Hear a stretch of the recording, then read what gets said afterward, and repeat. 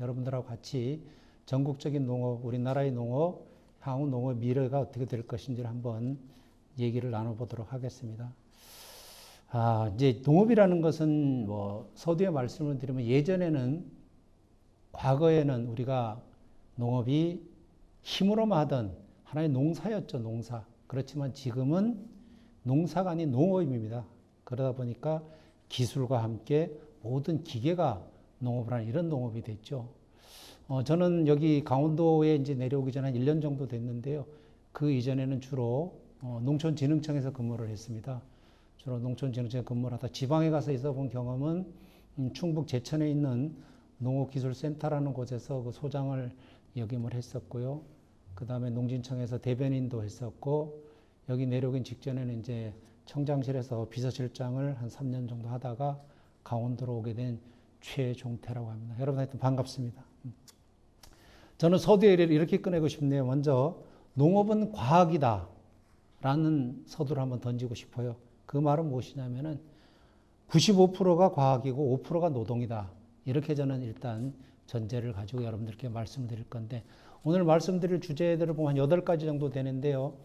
농업의 현실하고 환경 변화라든가, 그 다음 농업의 패러다임, 앞으로의 농업, 현재 우리가 겪고 있는 포스트 코로나, 그 다음에 4차 산업혁명과 농업, 그 다음 우리 강원도 농업기술원에 대해서 자랑을 좀 할 거고요. 강원도 농업에 있어서 농업 농촌의 자원 활용, 그 다음에 마지막에 전하고 싶은 말, 이렇게 좀 넘어가도록 하겠습니다. 그러면 저는 첫 번째 이제 이런 말씀을 여러분께 드리고 싶어요. 농업을 기왕에 희망을 갖고 어떤 시도를 하시게 됐다면은 꿈을 가져라. 꿈. 그 다음에 도전을 해라. 세 번째, 목표를 세워라. 이런 설정을 제가 항상 늘 말씀을 드리는 이유는, 그 다음 좀 넘겨봐 주시겠어요? 꿈이라는 것은 이 짐 로저스라는 사람은 여러분들이 아마 세계적인 투자자 로저스 홀딩스 회장이 하는 말입니다. 우리나라에 매년 1년에 한 번씩 와서 강의를 하고 농협에 가서 강의를 하고 서울대 들어가서 강의를 하시던 분인데, 요 근래에 와서는 이제 뭐 코로나 때문에 올해 못 들어오시는 걸로 아는데, 이분들이 화면에서 보시다시피 이런 말씀을 하세요.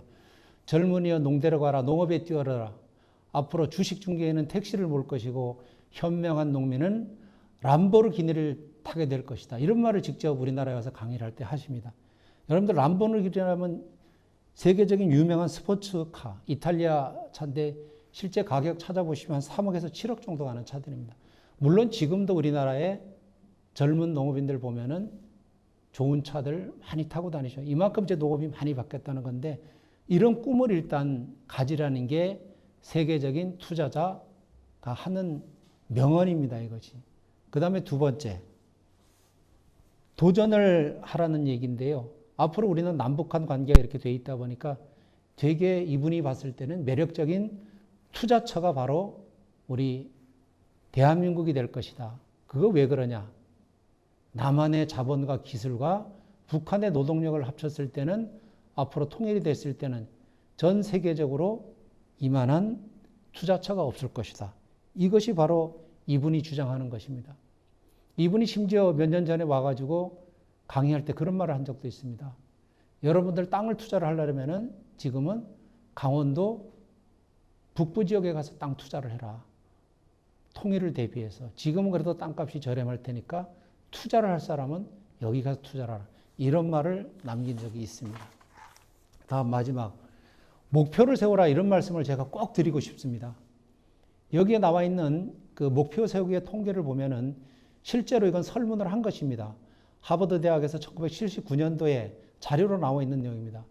설문 내용은 명확한 장래 목표를 세웠냐에 따라서 그 이후에 어떠한 성과를 얻어냈냐라는 설문 결과를 한 것을 보면은, 첫 번째, 목표와 기록이 있다는 3%, 목표는 있으나 기록은 없다 13%, 무계획이 84%입니다. 이렇게 대상으로 해서 조사를 했는데, 10년 후에, 그러니까 79년도, 10년, 89년도에 이분들을 그대로 돼서 대상 조사를 했더니 무계획인 사람, 즉 3번의 84%는 소득이 어떻게 됐느냐? 없어요, 거의. 그런데 대부분 목표와 기록이 있는 3%의 사람들은 3번에 무계획 대비해서 10배 소득이 올랐다는 이 설문조사가 있습니다. 두 번째, 목표는 있으나 기록은 없다. 이 사람들은 무계획 대비해서는 소득이 2배나 올랐다. 그래서 바로 목표를 명확하게 세워야만 된다는 것이죠. 농업도 마찬가지입니다. 목표 없이는 어떠한 내가 계획을 해서는 그냥 공연불에 불과하다는 거죠. 지금쯤 내가 몇 년 후에 뭐를 하겠다. 이걸 차근차근 계획을 세워 나갈 때 바로 여러분들이 성공할 수 있는 조건이 된다는 거죠. 예, 다음. 그러면 첫 번째 이제 농업의 현실하고 환경 변화를 한번 보겠습니다. 그럼 우리나라 또 넘겨주실래요? 예. 우리나라의 그 농업과학 기술 수준을 한번 여러분들이 도표에서 볼 수가 있는데 많은 나라들 중에서 우리나라의 농업기술 수준은 단편적으로 말씀을 드리면은 한국이 5위입니다. 여러분들이 물론 아실 분도 계시지만은 5위라는 것은 미국, EU, 일본, 캐나다 다음에 우리 한국이 세계에서 농업기술은 5위라는 사실을 분명히 아셔야 됩니다. 그만큼 우리나라가 농업기술에 엄청난 발전을 해온 거죠. 이러다 보니까 여러분들은 기술에 대해서는 어느 나라에 뒤지지가 않습니다. 우리 현 정부를 믿고 우리 국가를 믿고 농업에 종사하시면은 엄청난 기술 수평력은 가질 수 있다. 그런데 보면은 이게 미국으로 기준을 했을 때 우리가 한 2년 정도 뒤져 있다라는 거를 이제 말씀을 드린데 뭐 자료가 좀 기간이 흘렀지만은 엄청난 각 나라마다 기술 수준은 엄청 올라가고 있다는 것을 말씀을 드리겠습니다. 다음 넘겨주시겠어요? 지금 여러분들이 잘 아시지만 농업은 사실 고령화, 농업뿐만 아닙니다. 전 우리나라에 보면은 고령화 시대는 엄청나게 빠르게 초고령화 사대로 지금 진행이 되고 있는 것이죠. 그래서 경영주 분포도를 보면은 39세가 이하 되시는 분들이 0.7%밖에 안 된다. 엄청나게 작은 숫자죠. 그죠? 대신 65세 이상은 62%나 됩니다. 이러다 보니까 우리나라의 농업 경영주 평균 연령이 68세까지 올라가는 이러한 현상까지 지금 나타나 있고, 오른쪽 표를 보시면은 이것은 주로 농가 인구 중에서는 농촌에 사는 분들의 인구 보면은 거의 50%에 가깝게 지금 연령대가 올라가고 있는 거죠. 이만큼 고령화가 심각하게 되어 있는데 이거를 너무 우리가 고령화에만 신경을 쓰지 말고 경영주 39세 이하도 있고 그 중간에 있는 분들 많습니다. 예전에는 많은 농업인들이 오로지 힘으로서 농사를 지었지만 지금은 앞으로는 힘보다는 기술과 장비가 농사를 지을 것입니다. 요 이제 환경을 또 보면 한반도 이상기후 여러분들 많이 느끼셨을 겁니다. 지금 그 폭염 평균 일수를 보더라도 80년대부터 2010년대까지 통계를 보더라도 엄청나게 폭염 일수도 늘어나고 있고요. 뭐 작년, 재작년마다 여러분들은 엄청난 폭염을 겪은 경험도 있고, 그 다음에 태풍 발생 현황도 보게 되면은 지금 역대급의 태풍을 보면은 엄청나게 많은 태풍들이 있었죠. 그렇지만 2019년도에 보면 우리가 지금 7개라는 태풍이 지나갔습니다. 7개. 엄청나게 많은 태풍이 지나가고 있죠. 근데 역대 가장 큰 태풍들을 보면은 1950년대, 1956년도에 뭐 사하라 이런 태풍들이 지나갔지만은 가을 태풍이 올해는 또 3개나 지나갔습니다. 그 보면 주로 이제 8호 태풍 바비를 비롯해서 9호 마이사, 10호 하이선 이런 태풍들이 가을 태풍으로 점점 다가오고 있다는 게 또 하나 이상기후로 볼 수가 있고요. 다음 또 넘겨주실까요? 최근 기후변화와 우리 농업을 보면은 19년 겨울 같은 때 연평균 기온이 3.1도입니다. 전년 대비해서 한 2.5도씩 상승을 하고 계속 지구는 따뜻해지고 우리 한반도도 역시 따뜻해지는데 이 기상 관측은 1973년도에 시작한 겨울 이후로 19년도가 가장 따뜻한 겨울이었다라는 것을 여러분들도 아마 지난 겨울을 상당히 따뜻하게 보냈다고 이렇게 아마 느끼실 겁니다. 그 온도가 보통 여기서 3.1도가 이제 평균이라 그랬는데 일반적인 온도가 1도씩 올라갈 때마다 작물의 북방 한계선이라는 게 있습니다. 예를 들어 제주도에서 재배되는 작물이 온도가 1도씨가 평균 온도가 올라갈 때는 북쪽으로 몇 킬로를 올라냐면은 84km를 이동한다 그래요. 84km. 그러다 보니까 우리나라가 최근 100년에 보면은 한 1.5도씩 이렇게 상승한 걸로 되어 있는데 지금 제주도에서 되는 키위라든가 이런 것들이 전부 남해 쪽으로 건너와 있고 대구나 경북에서 재배되던 사과 이런 것들이 전부 강원도, 고성, 정선, 양구 이쪽에 명품 사과들이 지금 생산이 되고 있는 거예요. 이만큼 온도가 따뜻해짐으로써 모든 작물의 온도는 계속 올라오게 되는 거죠. 심지어는 말라리아 같은 경우에도 휴전선에서 발견이 되는 경우가 있거든요. 휴전선 되게 북방이다 보니까 온도가 차가운데도 불구하고 이런 것들은 원래 동남아라든가 중동, 아프리카 더운 지역에서 발생하는 말라리아가 이렇게 휴전선까지도 올라온다는 것을 실감을 하는 상태에 지금 변화가 와 있고요. 올해 우리가 장마를 보면은 54일간 장마를 어쩔 수 없이 맞았는데 이 긴 장마 기간 중에도 무려 우리 강원도 철원 지역에는 5일간에 걸쳐서 700mm라는 비가 어마어마한 비가 내린 1년의 강수량을 우리가 뭐 200~300mm를 온다고 하면 3분의 2가 5일간에 다 내린 겁니다. 이 정도로 우리가 기후변화가 심각하게 이루어진다는 거죠. 그럼 기후변화가 이루어지면 작물들의 애로사항은 어떻게 갈 건가? 우리 다음 장 또 넘겨주세요. 작물의 예상되는 기후변화를 해서 작물은 어떤 변화? 별을 보면 이상 고온이 계속될 때는 개화기라든가 불임 가능성이 엄청 커지죠. 결론 불임 가능성이 커진다는 것은 결론 벼가 쭉정이만 생기는 거죠. 기후가 올라가면. 지금은 우리가 쌀은 완전히 100% 작업률을 하고 있잖아요. 기온이 계속 올라가게 되면 우리가 쌀 작업률도 언젠간 하락을 하게 되는 거죠. 감자 같은 경우에는 생육이 억제되고 품질이 떨어질 것이고 고추 같은 경우는 고온 때 온도만 올라가면 고추는 여러분들이 여름만 되면 엄청난 탄저병이라든가 이런 게 오다 보니까 수량이 감소하는 것은 당연한 거예요. 양파 같은 경우는 오히려 온도가 올라가면 수량은 일부 증가하는 현상은 나오긴 합니다. 딸기 특히 여러분들이 좋아하시는 딸기 뭐 여러분들이 창업농을 하신다면 딸기 재배도 많이 꿈꾸고 계시겠지만 온도가 많이 올라가게 되면 딸기는 사실 엄청나게 상품성 자체가 떨어지게 되는 거죠. 또 넘겨주실까요?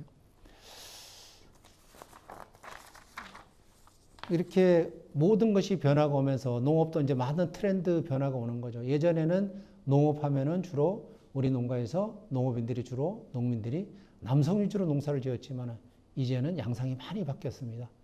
여성 인구가 여성 농업인이 엄청나게 더 높아지는 현상을 알 수가 있고요. 그만큼 여성도 농업에 종사하는 일수가 많아지고 인구도 많아졌다는 걸 볼 수가 있고 그 다음에 간편식 소비 증가 코로나가 터지기 이전에도 이미 간편식 소비 증가는 이루어졌습니다. 여기에 보시면은 일주일에 한 번 정도 이상 구매를 한다가 몇 년 전에 통계에 벌써 이미 나와 있습니다. 코로나 이후로 이제 뒤에 가면 보시면은 많은 데이터가 있겠지만 엄청나게 더 변화를 간편 소비가 이제 증가를 하게 되는 거죠. 다음. 세계 농산물 시장도 폭발적으로 성장하는 것은 우리뿐만 아니라 전 세계가 다 주목을 하고 있는 것입니다.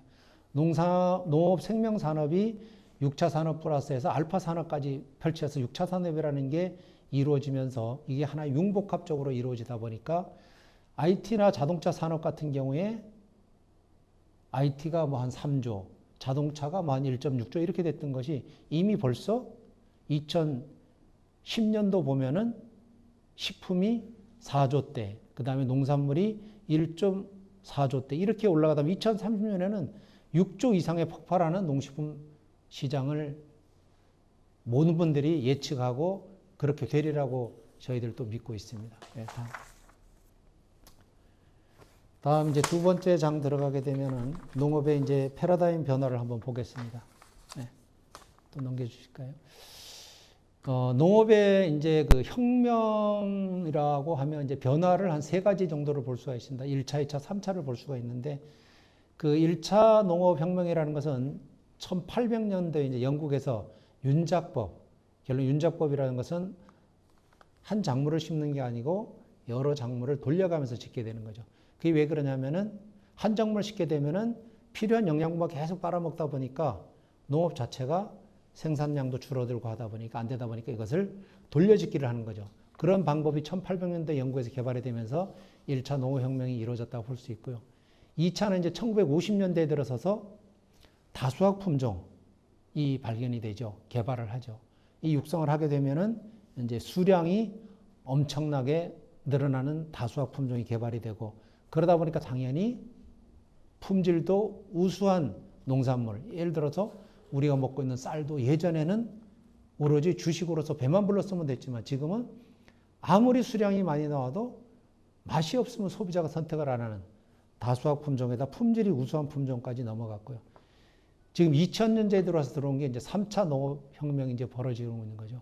결론은 신농업혁명이라 그래가지고 우리가 요즘 특히 말하는 4차 산업혁명과 바로 농업이 연결이 되다 보니까 많은 세계의 굴지 회사들이 농업에 투자를 하게 되는 거죠.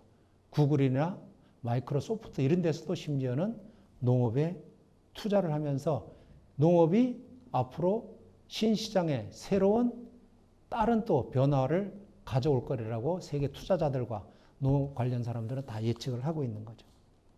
다음 장. 그러면 우리나라 농업 시대를 변천사를 한번 보게 되면 우리나라는 세 구분으로 나눌 수 있습니다. 3영역으로.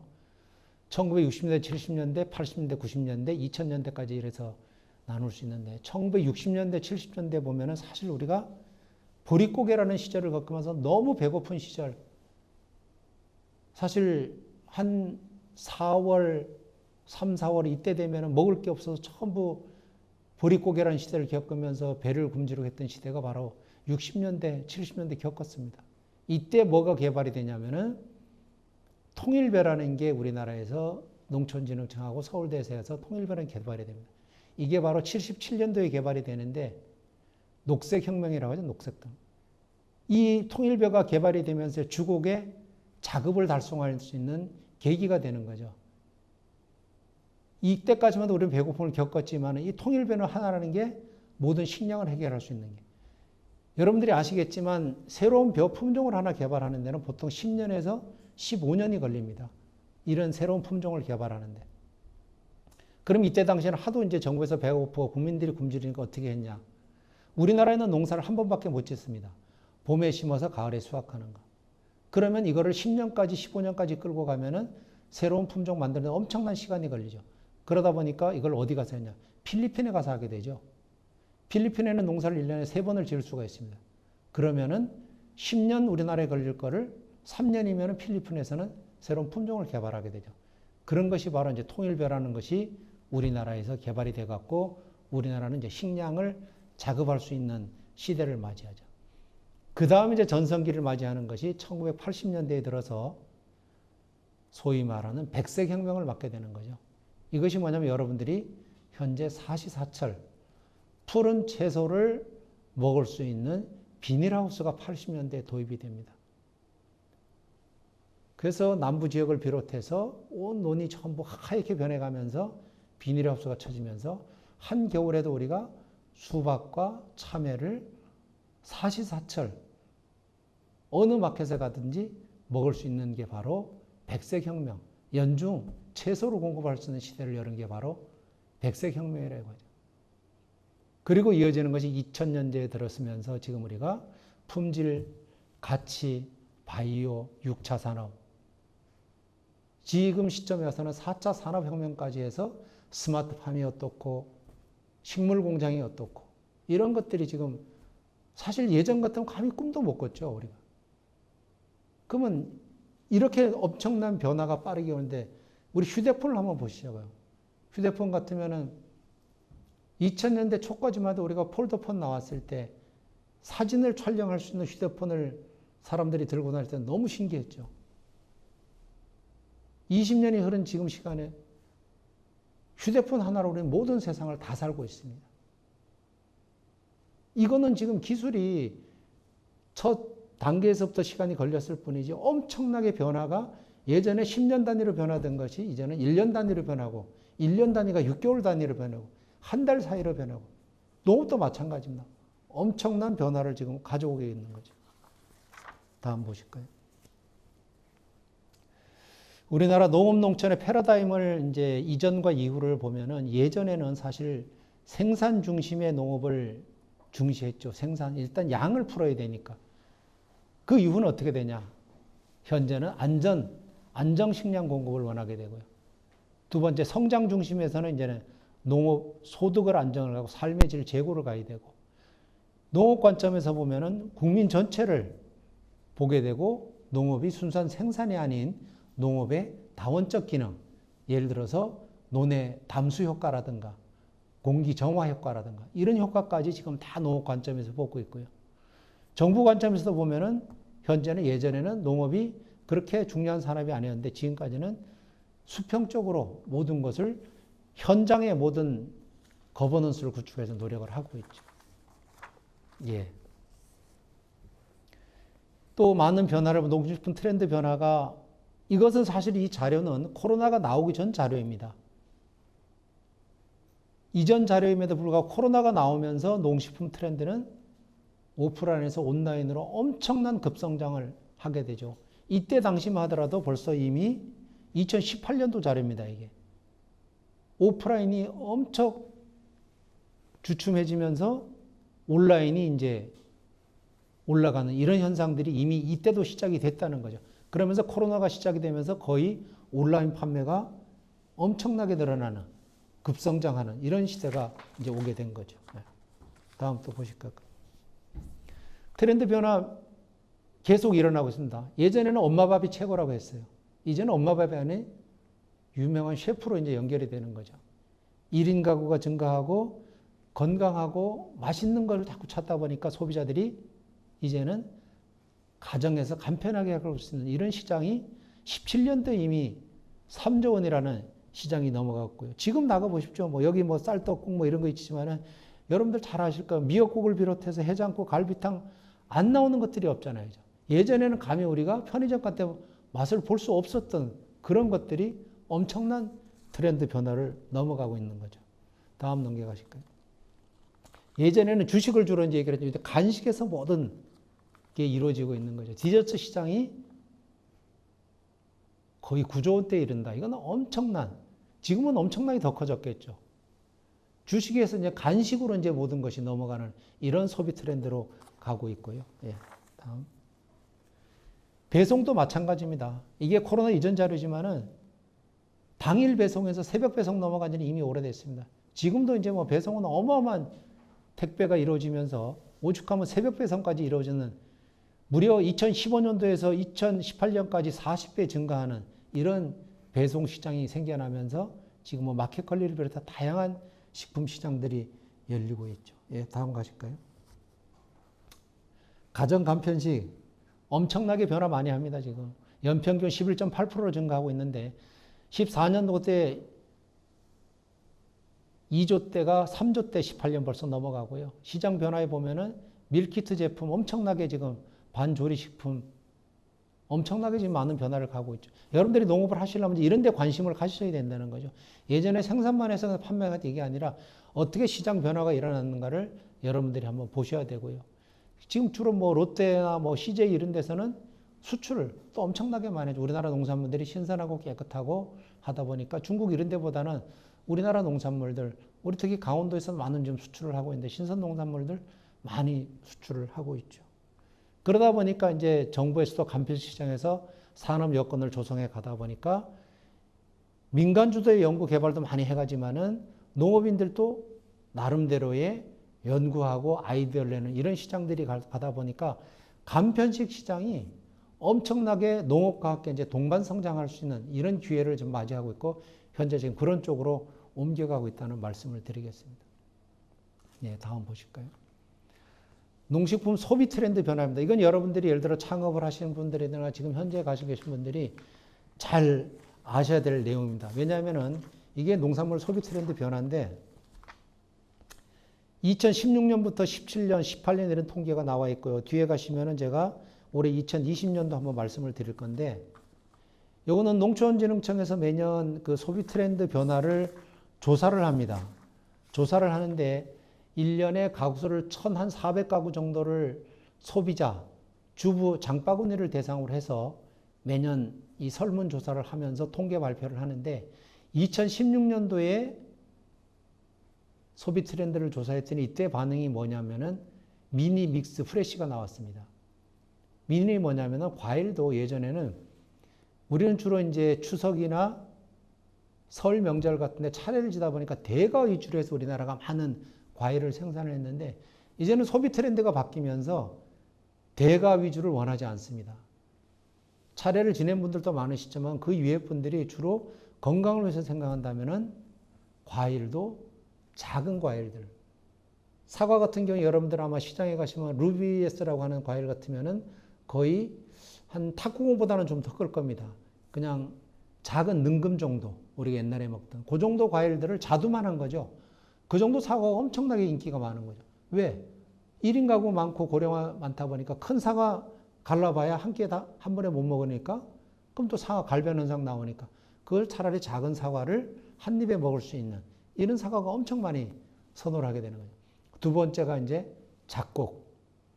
예전에는 우리가 흰쌀만 주로 유주를 했지만 요즘은 흰쌀 먹는 사람 대부분 많지 않잖아요. 주로 작곡을 많이 섞어 먹다 보니까 믹스, 뭐 수수, 보리, 기장해서 여러 가지 작곡류를 섞어서 먹는 이런 이제 식문화가 발전을 했고요. 변화가 있었고.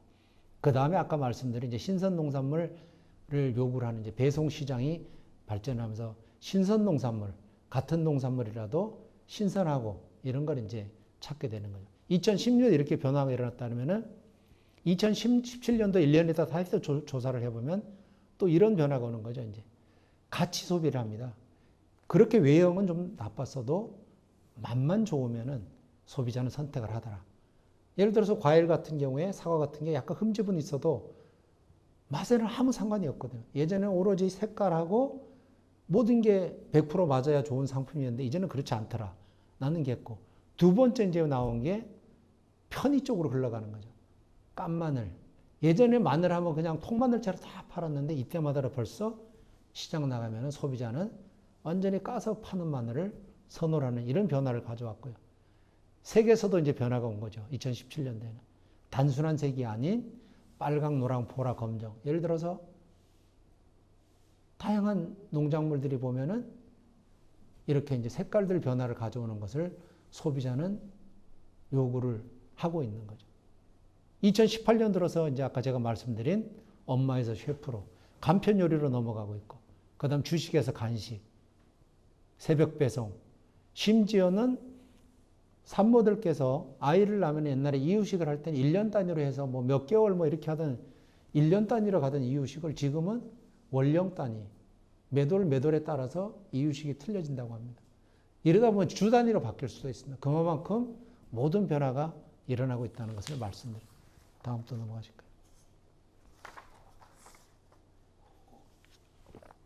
그래서 이게 올해 2020년도 올해 5월 중인가 이제 농촌진흥계에서 그러면 그동안 10년 동안 어떠한 변화가 일어났는가를 조사를 했습니다.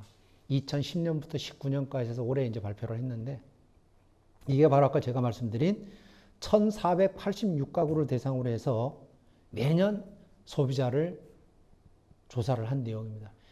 젊은 소비가 많아졌다는 거죠. 젊은 소비. 20대 68%나 증가했습니다. 소비가 농업에서. 30대는 30% 정도. 그만큼 젊은 분들이 많은 소비층이 형성이 되더라. 농식품에 있어서.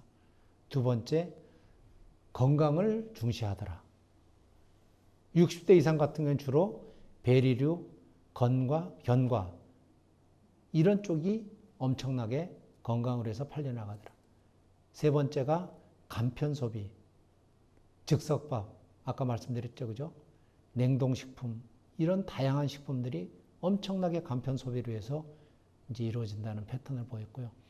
그 다음에 먹거리 구매 장소도 이제 다양한 변화를 가져오는데 기존에 있어서는 전통시장이라든가 대형마트 아니면 슈퍼마켓에서 농산물을 구입하던 것이 어떤 변화를 가져왔냐면 온라인 특히 많아졌고 직거래 위주로 많이 넘어간다는 이런 올해의 농식품 트렌드 변화가 가져왔다는 양상을 볼 수가 있습니다. 네. 그럼 앞으로 농업을 한번 살펴보겠습니다. 다음. 농업의 이제 신성장 변화는 분명히 일어날 겁니다. 지금도 현재 많이 일어나고 있습니다. 농업, 식품, 융복한 미래 성장 산업화는 이게 바로 신성장입니다. 농산물이라는 것은 농산물 플러스 가공식품 플러스 건강기능성 식품, 더 나가서 식의약, 소재까지 이루어지는 게 농산물로서 이루어지다 보니까 이게 시장은 향후에는 엄청난 부가가치를 영위할 수 있는, 통계상에 보면은 추측하기를 145조 원 시장이 되는 것이 바로 신성장 산업화라고 이렇게 보시면 되겠습니다. 다음 보실까요? 고부가가치 바이오 생명산업이죠. 이게 아까도 말씀드렸지만 바이오 신약, 항생제, 타미플루 잘 아시죠 여러분? 치료제 개발 다 이쪽에서 나온 겁니다.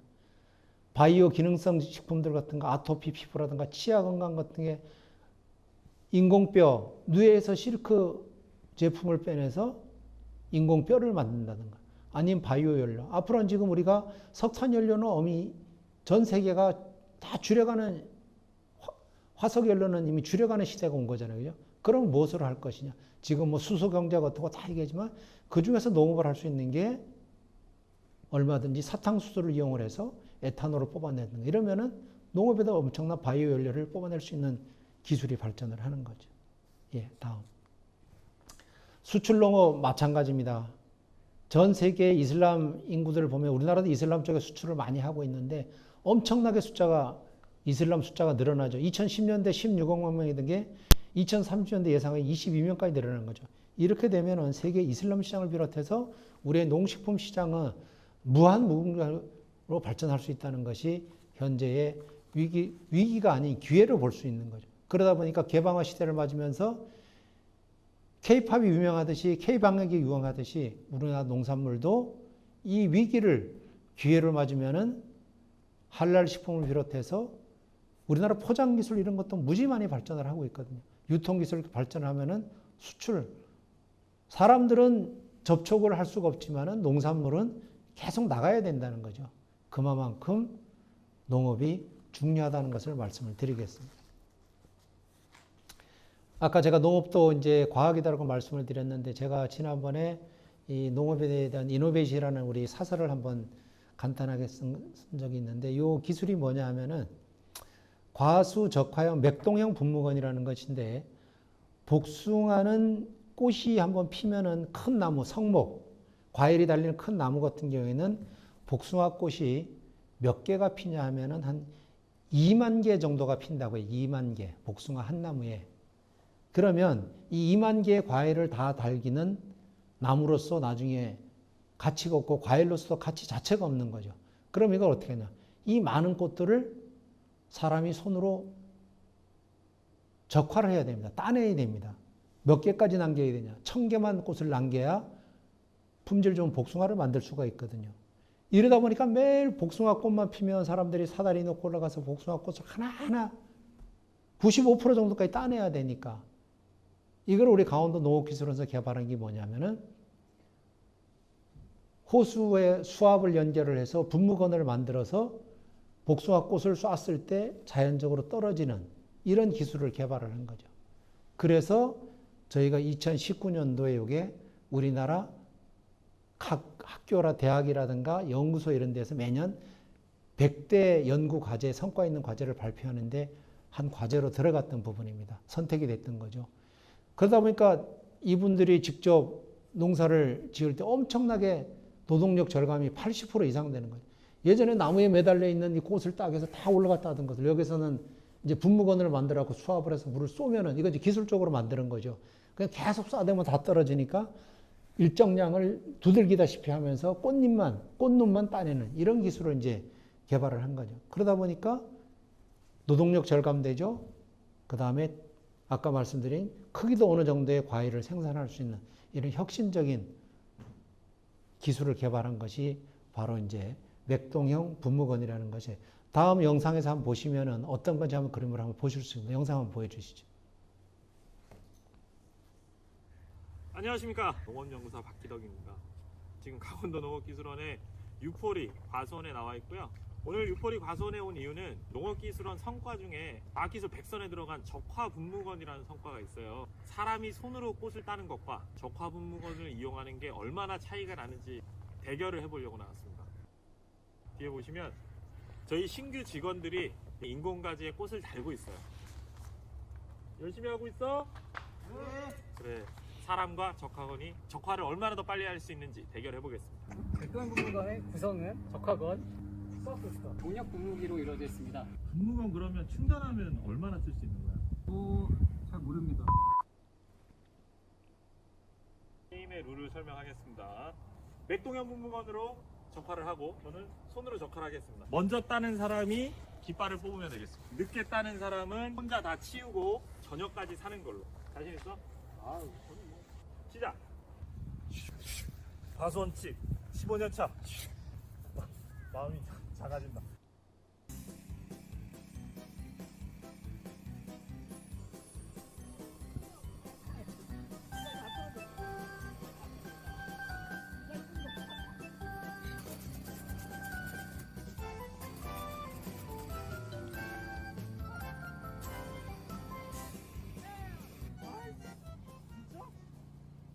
네, 그럼 좋습니다. 사람이 기계를 이기는 게 말이 안 돼요. 사람이 빨랐으면 이걸 왜 만들었겠어? 기계가 진짜 빠르네. 잘 만들었다. 아유, 그러면 인간과 적화건 대결에서는 15년 차 과수원집 아들 연구사 박기덕이 진 걸로. 맥동현 분무경의 승! 이거 진짜 혼자 다 치워요, 감독님? 최정태 원장님 사랑하고요. 엄마, 나 행복해. 다 내가 치워? 카메라 꺼, 빨리! 이거 어떻게 치워? 예, 이 두 분 다 우리 저희 직원들입니다. 직원들인데 이 하얀 가운을 입는 친구는 원래 과수원집 아들인데 연구사로 지금 일을 하고 있는데 자기가 이제 이런 꽃에 대해서는 자신이 있다 해서 같이 한번 대결을 하면서 유튜브를 한번 만들어져 갖고 했던 재미난 영상이 되겠습니다. 이 정도로 이제 이런 기계를 이용하게 되면은 우리가 농업하는데 좋은 효과를 받을 수 있다는 거죠. 예, 다음 보실까요? 치유농업. 예. 여러분들 아마 치유농업이라는 것을 아마 들어보셨나 모르겠는데 한번 화면 한번 더 띄워 보실까요?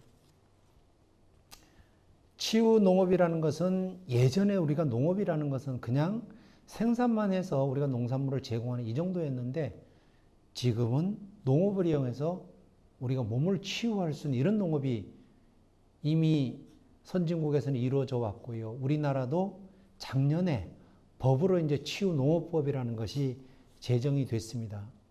결론은 뭐냐? 농업의 신시장입니다. 여러분들이 새롭게 이제 창업을 하시거나 아니면 기존의 농업을 하시는 분들도 아마 마을에 치유 농장과 치유 마을이라는 것이 들어간 곳이 계실 겁니다. 이런 치유라는 것은 글자 그대로 농업을 이용해서 내가 몸과 마음을 치유하는 거죠. 예를 들어서 치유할 때 우리가 반려동물도 사실 치유에 하나 속해 있잖아요. 그죠? 우리 반려견을 키운다든가 반려묘를 키운다도 반려동물 같은 경우에는 우리가 1천만 시대를 넘었다 그러잖아요. 그죠? 엄청난 많은 분들이 반려견을 키우고 있죠. 이게 다 왜 그러냐?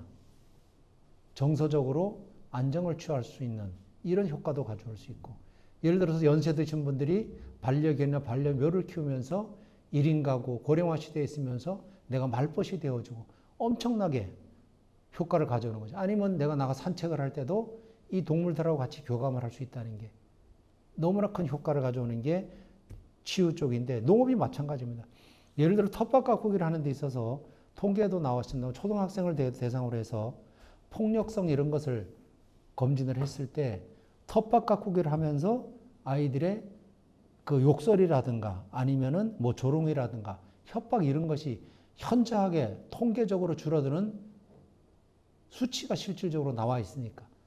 그럼으로써 이런 치유 농업을 하기 위해서는 강원도 같은 특유의 천연의 조건을 좋은 데서 농업을 하면서 아니면 2박 3일 이 농장에 와서 체험을 하면서 내가 명상을 하면서 내 몸과 건강을 지켜가는 이런 치유농업이라는 신시장이 새롭게 지금 제정이 되어 있고요.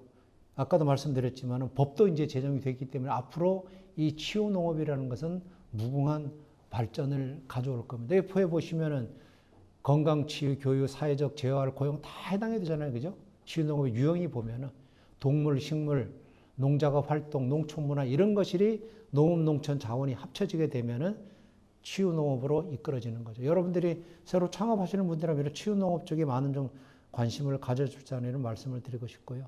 예, 다음 넘어가겠습니다. 또 제가 여기서 한 가지 더 말씀드리고 싶으면 참 종자의 중요한 것은 여러분들이 농업을 하시는 분들이나 하실 분들이라면 엄청나게 중요한 걸 느끼실 겁니다. 여기 나온 분이 우장춘 박사입니다. 우리가 흔히 말하는 뭐 씨 없는 수박을 만들어줬다 이랬는데 사실 씨 없는 수박을 이분이 만드신 건 아닙니다.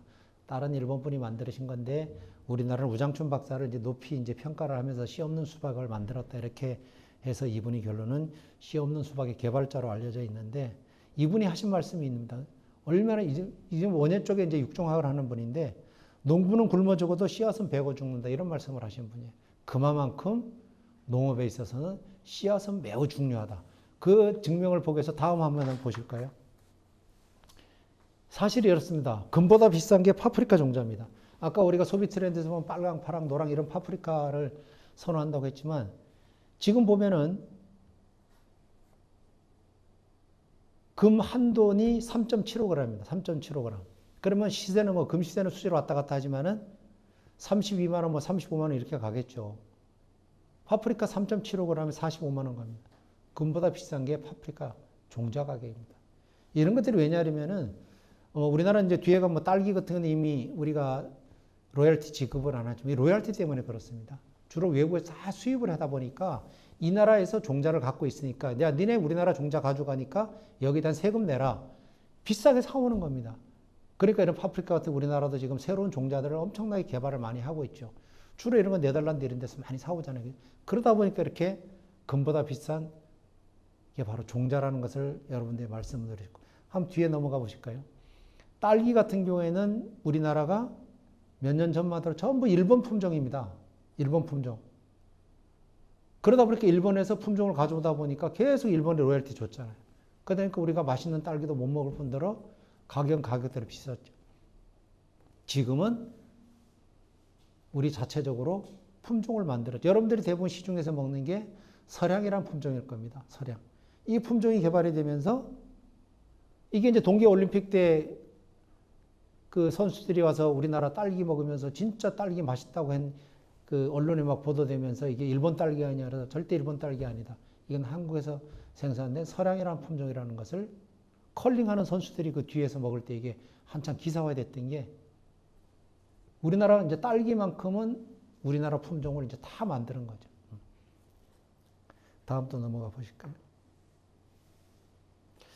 이제 우리가 참 지금 포스트 코로나 때문에 제가 이 자리에 또 앉아 있고 여러분들하고 원래 마주 보면서 대화도 하고 아이 컨택도 하고 서로 질문도 주고받고 세상 사는 얘기도 하고 이러면서 우리가 강의도 하고 살아가는 얘기도 하고 이래야 되는데 이렇게 비대면으로 영상으로 지금 하고 있는 게 바로 우리 포스트 코로나 때문에 그런데 어떤 면에서 저는 그런 긍정적인 생각도 합니다.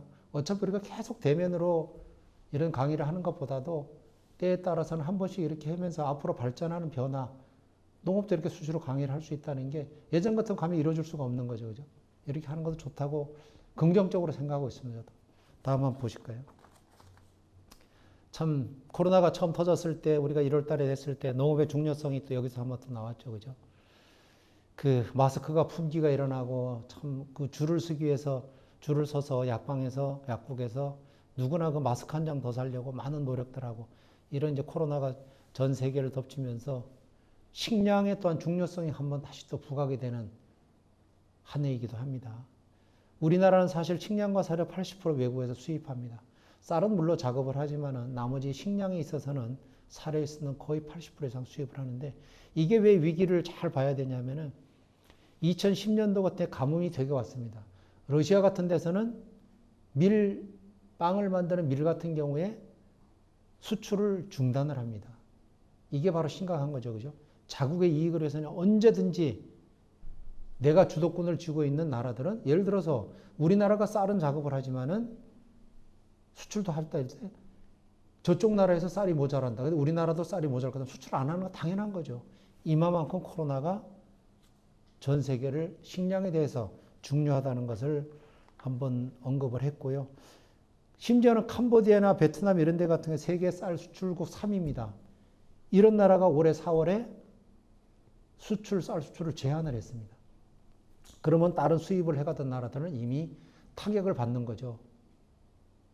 당장 수입을 해야 되는데 쌀이 수출이 안 돼, 수입을 못 하니까. 이런 현상이 코로나로 인해서 명확하게 나타났다는 거죠. 다음 한번 보실까요? 아까 제가 식량 자급률 말씀드렸잖아요. 그죠? 우리가 쌀 같은 경우는 자급률이 2010년도에는 104%였습니다. 2018년도 97%, 19년 통계는 곧 나올 건데 아직 안 나왔는데 거의 100% 본다고 보시면 됩니다. 그럼 식량 자급률은 뭐냐? 사료를 제외한 보리쌀, 콩, 옥수수, 밀 이런 걸 전부 식량 자급률을 하거든요.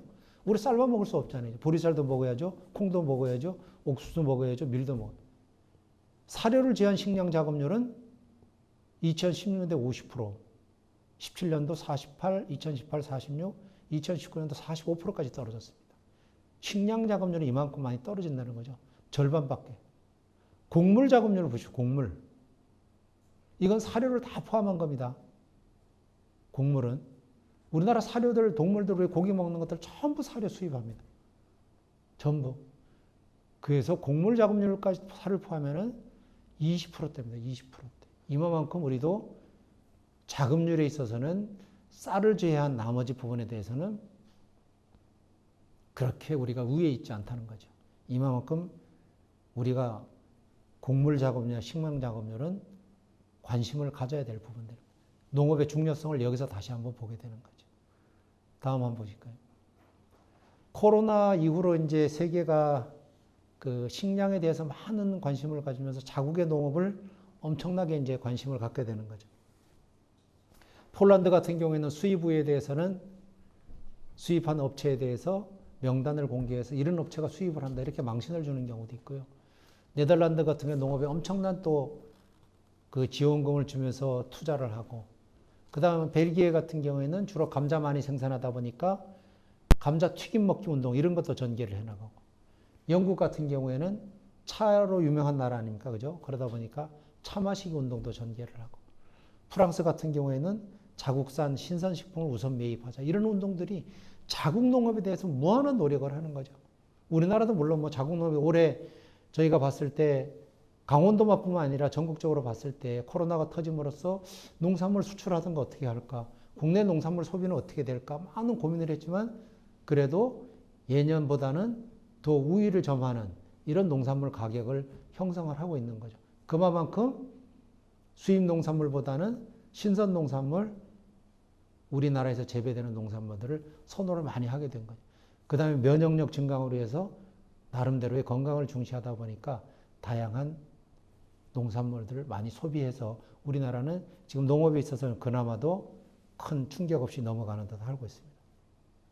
다음 한번 또 보실까요? 코로나 때 농업을 보면 아까 제가 말씀드렸죠. 3위인 캄보디아나 베트남은 쌀 수출을 중단했지만 심지어는 쌀 수출국 1위인 인도도 중단했습니다. 잠정적으로. 그러면 지금 쌀을 모자란 나라 분명히 많습니다. 우리가 아프리카 같은 데 가시면은 그 사람들이 쌀이 주식이 아닌 거 그렇죠? 거의 그 사람들도 주식입니다. 근데 왜 안 먹는지 아세요? 못 먹는 거예요. 쌀이 없으니까. 심지어는 우리 개도국 사업하러도 이렇게 사람들이 외국 나가 있는 사람들, 전문가들 얘기 들어보면은 그네들은 쌀 농사 지을 줄을 모릅니다. 그냥 손으로 몇 포기 꽂아서 하는 정도. 심지어는 뭐 우리나라에서 옛날에 그 농사 지을 때 못줄을 갖고 이렇게 간격을 맞췄잖아요. 손모를 낼 때. 지금은 다 기계로 하지만 심지어는 못줄 하나만 가지고 나가도 이 사람들은 너무 신기해한다는 거죠. 심지어는 물이 밑에 강에 흘러가도 위에 끌어올리지를 못해서 농사를 못 짓는 이런 나라들이 태비하고, 우리나라에서 홈이 있죠. 홈이. 이 사람들은 홈이 하나만 가져와도 그렇게 유명한 농기구라고 얘기를 한답니다. 우리나라 홈이는 우리나라밖에 없는 거거든요. 홈이 하나로 모든 걸 다 하잖아, 우리는. 땅을 팔 수도 있고, 김을 맬 수도 있고, 뭐를 심을 수도 있고. 이만큼 그네들은 농업에 대해서 기술이 부족한 거죠. 그러니까 우리나라 옛날에 원조를 받던 나라에서 우리나라 이제 원조를 해주기 위해서 세계적으로 동남아라든가 뭐 저쪽 아프리카 쪽에 많은 우리나라 사람들이 지금 나가서 농업 기술을 전수를 많이 하고 있죠. 다음 한번 또 보실까요? 포스트 코로나가 생기면서 많은 변화가 오는 거죠. 이제 전국적으로 보면 이제 전통적으로 변화가 이제 K 방역이 생겼고, 친환경 부상이나 미세먼지 수질 이런 거에 대해서도 엄청난 이제 관심들이 많아지고, 뭐 사회적 거리두기는 당연한 거고요. 그다음 원격 수업, 재택근무 당연히 들어가는 거고, 스포츠라든가 공연 이런 것도 방식이 다 바뀌잖아요. 그죠? 이런 강의도 이렇게 바뀌지만 여러분들이 명절 때 아마 나훈아 콘서트를 아마 보셨을 거예요. 많은 분들이 그거를 보면서 나름대로 즐거워하시죠. 그것도 사실 8개월간의 제작 과정을 거쳤지만 당초에는 큰 잠실 운동장이나 이런 데서 공연을 기획을 했다가 코로나가 벌어지면서 결론은 비대면으로 가는 이런 이제 공연이 시작이 됐는데 마찬가지입니다. 모든 이제 변화가 이렇게 이제 일어나고 있으니까 여러분도 농업의 변화를 차근차근 생각을 해 보십시오. 어떻게 이 농업이 이대로 갈 것인가? 어떤 변화가 일어날 것인가? 분명히 일어나고 있잖아요. 그죠? 그러면 새로운 분들, 여러분들이 농업에 종사하신 분들하면 이 소비자 타격을 어떻게 가져갈 것인가? 어떤 분야를 갈 것인가? 소비자의 반응은 어떨 것인가? 이런 것도 여러분들이 계속 머릿속에 그리시면서 아까 제가 처음에 서두에 말씀드린 그걸 메모를 해 나가면서 계획을 세우면서 가셔야지 이제는 농사 짓자, 생산하자, 팔자. 이건 이미 지났다는 거죠. 아무리 좋은 농산물을 생산해도 유통을 못하면은 농산물로서 가치가 없는 거죠. 누가 알아줘야죠. 내 농산물을 알게끔 하기 위해서는 어떻게 해야 된다는 것을 여러분들이 늘 머릿속에 가지고 계셔야 된다는 거죠. 다음 한번 또 가보실까요? 농산물 이제 코로나 5대 변화를 쭉 보시면은 뭐 여러분들이 요즘 제가 코로나 시작되면서 만들었던 자료인데 많은 변화가 오는 것은 사실입니다. 환경도 그렇고 뭐 경영도 그렇고 사회 가치도 그렇고 교육 환경도 그럽니다. 예전에는 코로나가 일어나기 전에는 자유무역이잖아요. 그죠? 세계 뭐 무역 장벽이 없다 보니까 언제 어디서나 모든 걸 직구로 구매할 수 있고 어떤 검역 병해충이 안 되는 것은 그냥 바로바로 구매할 수 있잖아요. 그죠? 이제는 완전 보호무역으로 들어가는 겁니다. 자국의 이익을 강구하기 위해서는 내 나라부터 내 농산물부터 지켜야 되기 때문에 이러한 이제 교육 환경. 예전에는 벽이 무너졌다가 다시 벽이 생기는 거죠, 이제. 그만큼 코로나라는 게 이 코로나뿐만 아니고 어떤 바이러스 감염병이 또 올지도 모릅니다. 그랬을 때를 생각을 한다면 이런 것을 경험을 해서 우리가 농업이 어떻게 가야 될 것인가를 함께 고민될 시기가 온 거죠. 다음 한번 가볼까요? 마케팅 역시 마찬가지입니다. 이제 접촉에서 비대면, 비접촉으로 가는 것은 기정사실입니다. 이게 언제 이 자료가 나온 자료냐면은 2018년도에 매년 보면은 그 다음 해에 10대 소비 트렌드라는 것을 서울대 김난도 교수 팀들이 매년 책을 이만한 걸 발행을 합니다. 2018년도에 벌써 이 얘기가 나온 겁니다. 물론 뭐 코로나를 예상을 해서가 아니라 분명히 이것은 앞으로 시대가 비대면 쪽으로 간다는 것을 예측을 한 게 이때 벌써 나왔습니다. 이분들이 다 그거를 연상을 해보고 시뮬레이션 해보고 하니까 분명히 앞에 세대는 이렇게 갈 것이라는 게 그래서 여러분들 앞에 많은 책들을 읽어보면은 저도 책을 보면서 이게 과연 이렇게 될까? 언제 이렇게 되지? 라고 하지만 머지않은 시대에 반드시 이게 조금 늦을 건 늦을 뿐이지 빨리 온다는 거죠. 바로 눈앞에 와 있다는 거죠. 제가 책을 보니 그런 내용이 있더라고요. 지금 중학생들 같은 경우에는 앞으로 대학을 졸업해서 직장을 갖게 되면은 지금에 없는 직업, 직종을 엄청나게 많이 근무할 것이다. 지금 생각하면 별로 연상이 안 가잖아요. 그죠? 그렇지만 앞으로 한 10년 후, 15년 정도 되면은 새로운 분야의 일자리가 엄청 많이 생긴다는 거죠. 지금 봐서는 도저히 불가능할 것 같지만 엄청나게 많이. 지금 우리가 뭐 공직에 있다 퇴직을 하거나 아니면은 직장생활 퇴직을 하면은 뭐 부동산 공부를 해서 부동산 자격증을 따서 나는 부동산을 하겠다. 이런 연상들 많이 하잖아요. 제가 어떤 책을 보니 그런 게 있더라고요. 앞으로 어떤 자기가 차후에 그런 직업을 갖고 싶다면은 임종 설계사라는 직업을 한번 만들어서 가져보라는 거예요. 그 내용인 즉 뭐냐면은 앞으로 고령화 1인 가구 많아지게 되면은 내가 임종을 맞을 때 어떤 식으로 맞을까를 보험 설계해 두시지 다 해준다는 거죠. 내가 50대가 됐어. 그럼 내가 앞으로 몇 년을 더 살 것 같은데 그럼 내가 여태까지 벌어온 재산은 어떻게 뭐 사회에 환원을 할 것이며 아니면 누구인데 기증을 할 것이며 이런 걸 미리 이제 보험식으로 설계사하고 다 꾸며 나가는 거죠. 그 마지막에 가서는 내가 생명을 다했을 때는 나의 장례는 어떤 식으로 치러달라. 이런 임종 설계사라는 직업도 나타나게 된다는 거죠. 그리고 우리가 지금은 보면 이렇게 케어를 해줄 수 있는 요양보호사 이런 분들이 여성분들이 많이 하고 있지만 앞으로 남성분들이 더 필요하다는 거죠.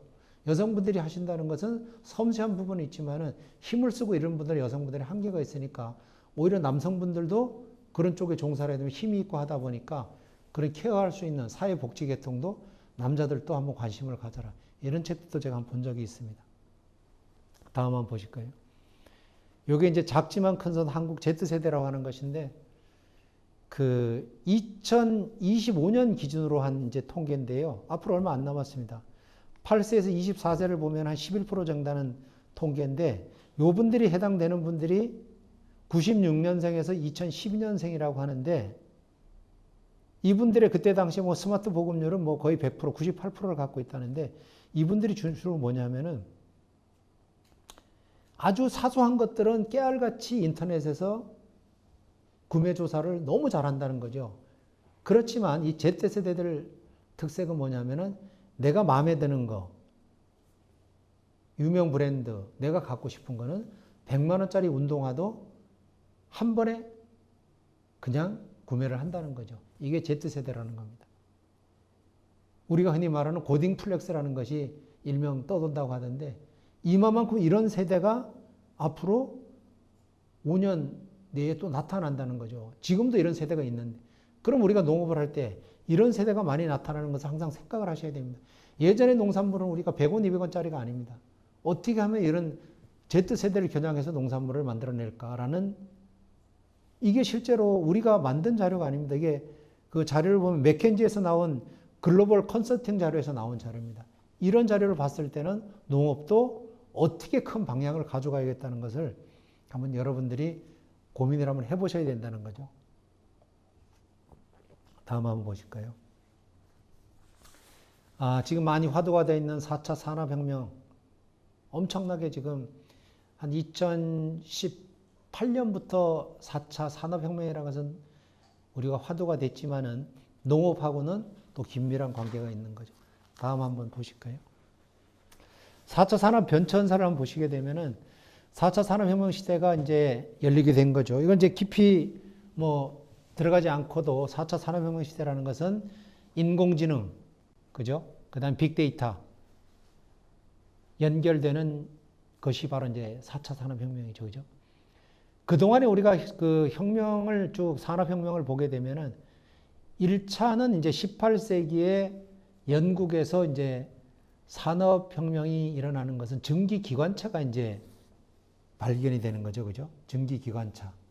그 다음에 2차가 이제 되는 것은 19세에서 21세기 전기가 발명이 되면서 또 한 번 새로운 이제 산업혁명이 이제 시작이 되는 거죠. 3차 산업혁명은 우리가 지금 잘 쓰고 있는 컴퓨터가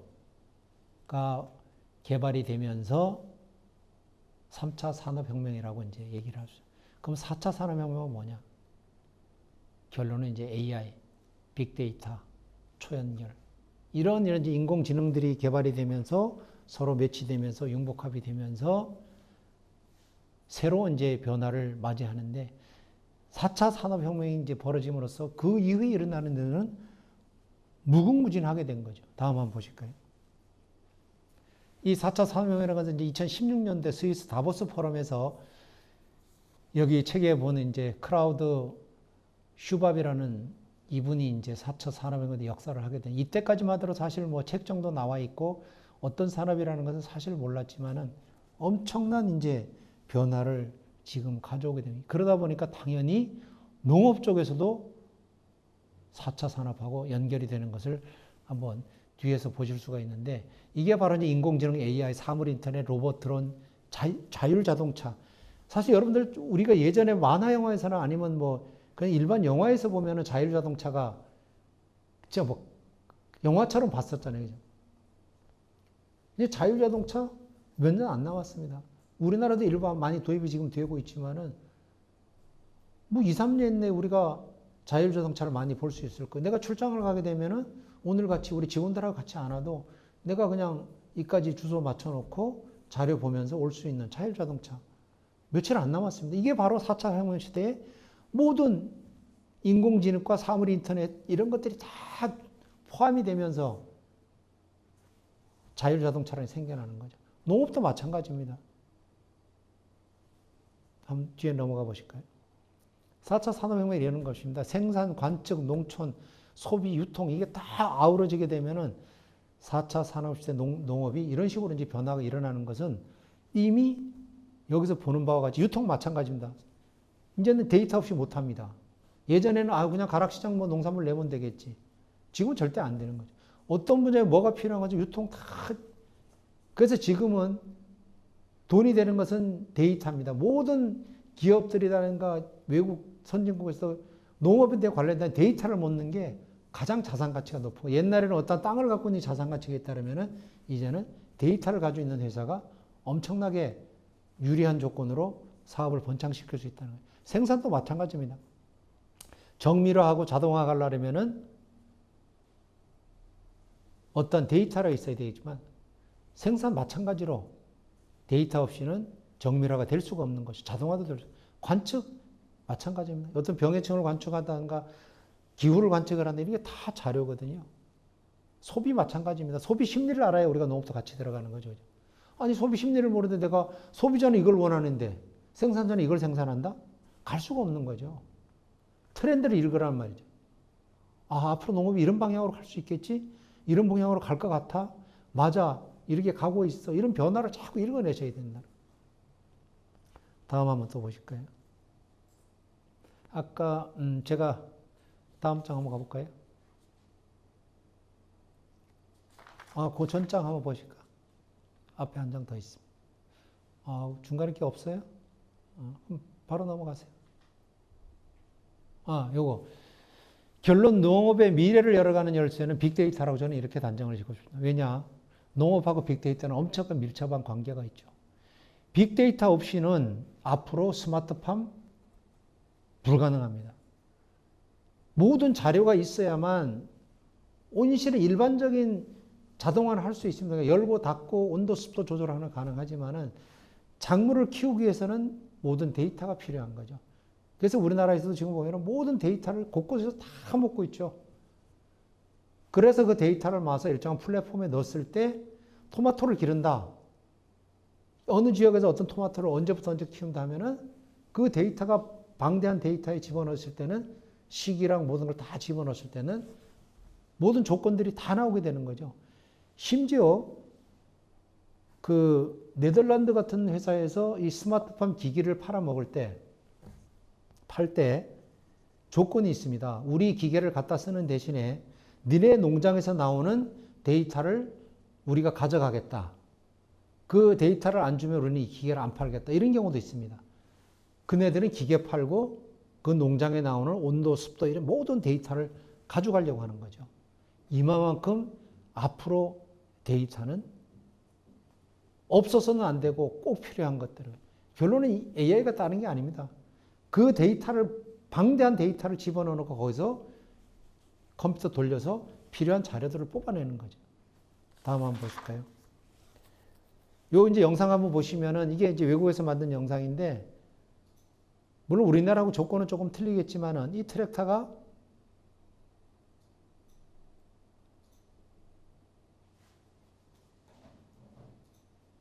안 넘어가요?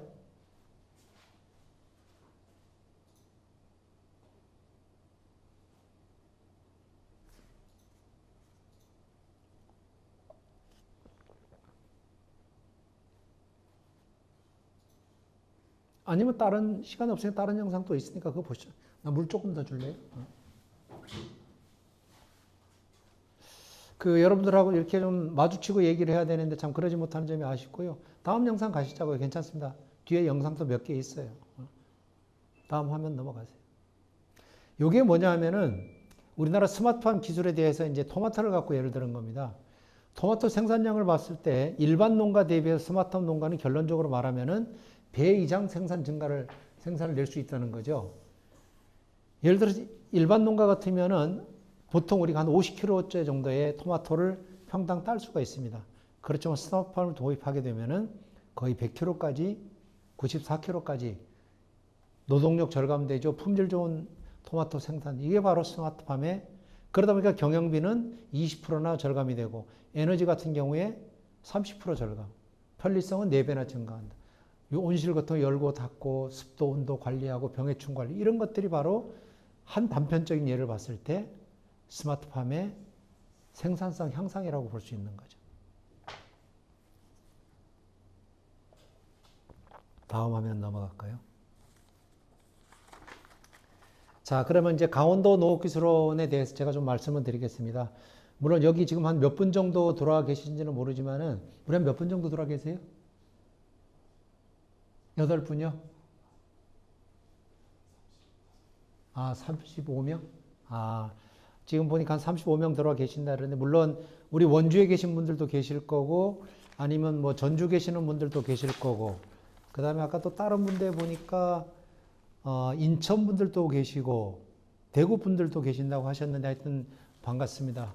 우리 원주 계신 분들은 뭐 강원도 농업기술원을 기존에 농업을 하시는 분들은 아마 아실 거고요. 아마 새롭게 그 창업을 뭐 고민하시는 이런 창업주분들께서는 잘 모르실 수 있는데, 우리나라의 그 농업을 관련된 기관들은 크게 이렇게 보시면 됩니다. 일단 농림수산식품부가 우리나라의 부로서 하나 존재하고 있고요. 그 밑에 이제 외청으로 이제 있는 곳이 농촌진흥청하고 산림청이 되어 있죠. 그죠? 산림청은 글자 그대로 산림에 대해서 이제 관여를 하시는 거고, 농촌진흥청은 우리나라의 농업 기술에 연구하고 개발하고 보급하고 하는 이제 농촌진흥청이 있고요. 그 농촌진흥청 밑에 각 도에 도청이 있듯이 농업도청이라고 보시면 됩니다. 강원도 농업기술원, 뭐 경기도는 경기도 농업기술원, 뭐 경상북도는 경상북도 각 도에, 제주도까지 각 도에 농업기술원이 있습니다. 그 다음에 시군으로 가게 되면은 군청과 시청이 있듯이 농업기술센터라는 곳이 전 시군에 다 들어가 있는 거죠. 그래서 혹시 여러분들이 어떤 그 농업기술에 대해서 궁금하다든가 어떤 사업에 대해서 궁금하시다 그러면은, 일단은 시군에 계신다 그러면은 시청이나 도청에, 아니 시청이나 군청에 농업기술센터라는 곳을 찾아가 보시면은 기술이라든가 새로운 사업이라든가 이런 것을 여러분들이 소개를 받을 수가 있습니다. 아주 근본적인 해결 방법은 일단 시군 농업기술센터를 가시라고 말씀을 드리고, 혹시라도 더 뭐 이렇게 좀 크게 알아보고 싶다 그러면은 각 도의 농업기술원을 방문을 하셔도 되고, 아니면 내가 더 큰 시장을 보고 싶다 그러면은 농촌진흥청에 직접 가셔도 농업에 대해서는 연구소부터 뭐 다양한 분야가 농업에 대해서 우리나라 다 할 수가 있는 거죠. 그럼 다음 한번 보실까요? 그럼 우리 강원도 농업기술원을 소개를 좀 간단하게 드리면은, 뭐 연적은 상당히 오래됐죠. 1909년도에 춘천 종묘장이라는 것이 설립이 되면서 현재 있는 청사는 1978년도에 이제 현재 청사가 설립이 되어 있고, 이제 전체 기구를 보면 이제 저를 비롯해서 양쪽에 연구하는 연구개발국이 있고요. 그 다음에 연구한 것을 현장에 보급할 수 있는 기술지원국이라는 게 있습니다.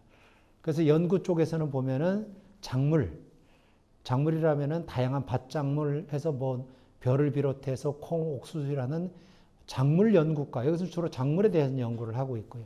그 다음 원예, 우리가 채소, 과세, 화예 이런 종류의 원예를 연구하는 연구직들이 있는 원예과가 있고요.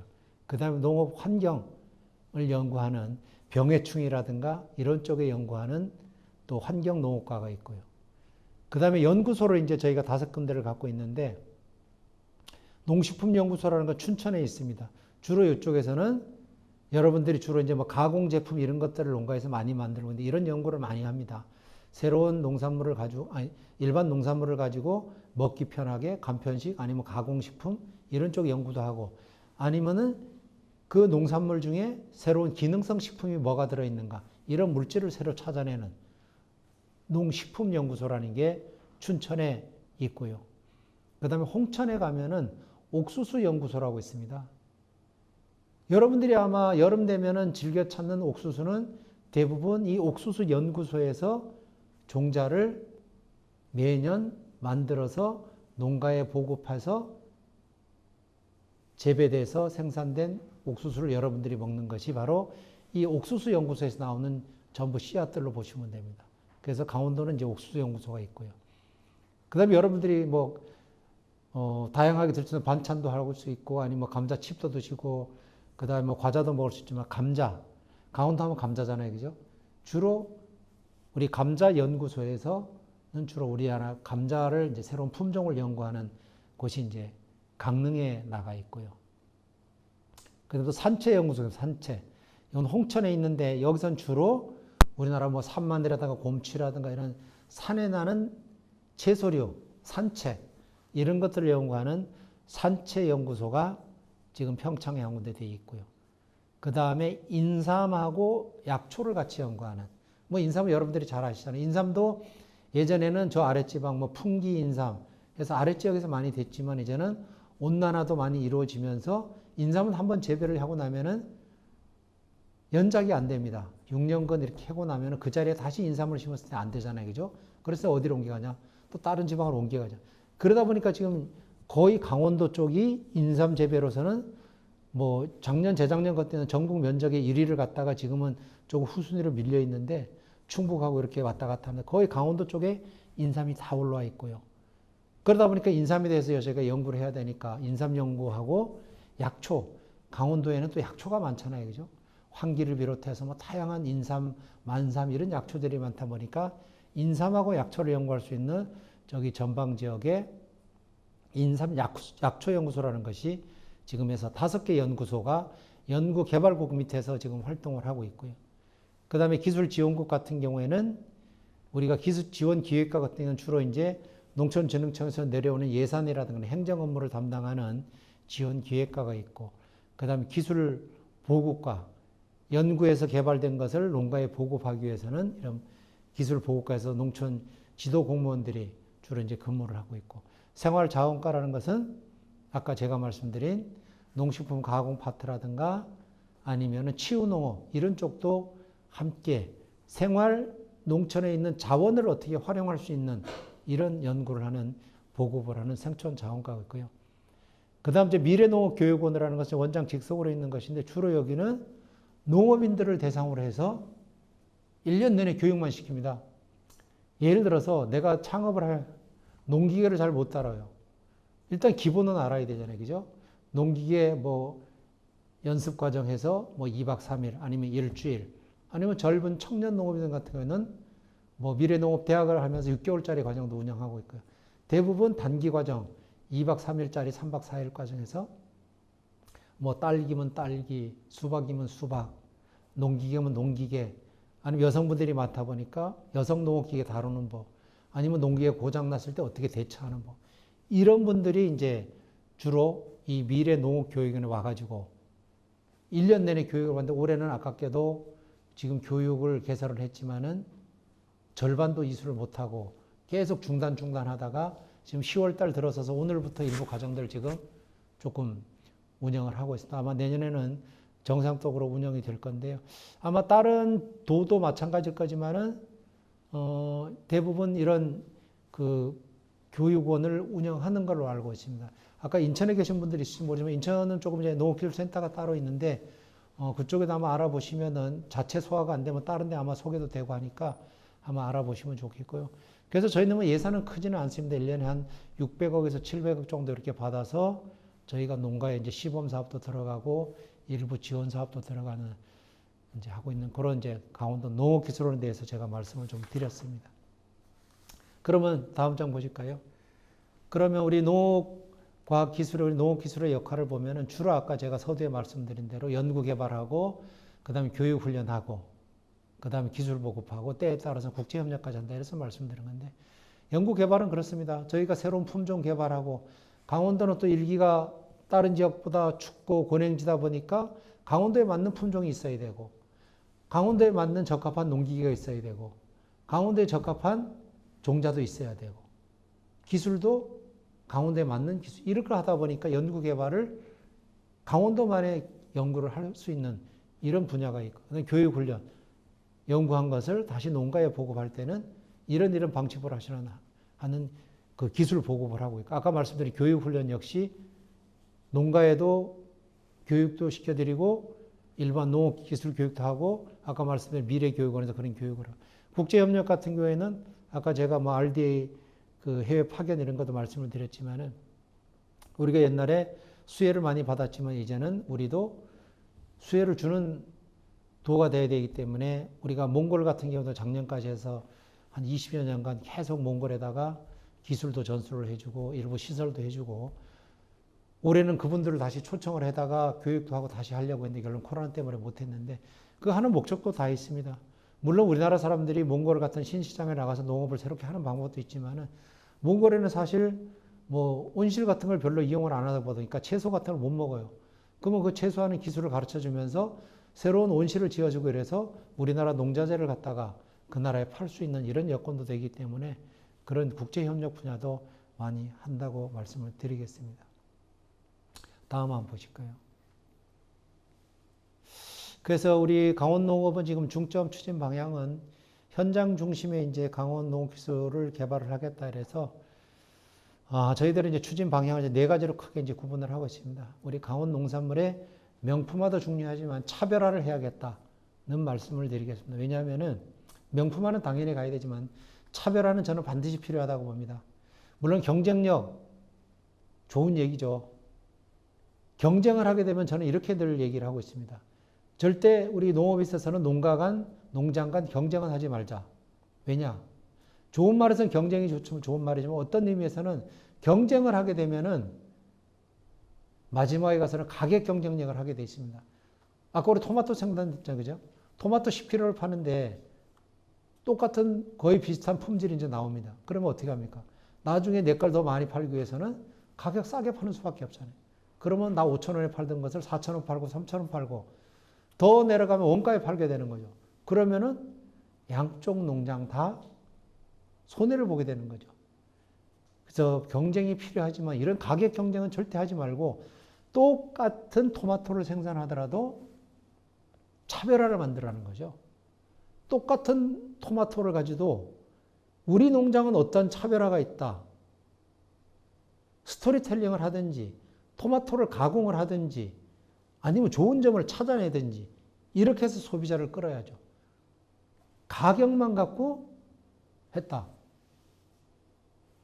서로 다 망가지는 거죠. 그래서 강원도만의 큰 틀에서는 강원도 전체 농산물을 한번 차별화 한번 해보자. 이런 지금 방향을 갖고 있고요. 개방하는 반드시 대응을 해야죠. 그죠? 지금 뭐 코로나 때문에 일부 장벽이 막혔다고는 하지만 그래도 또 다시 언제 변화가 올지 모르니까 개방하에 대응을 하고 대외적으로 경쟁력은 반드시 키워나가야지. 그죠?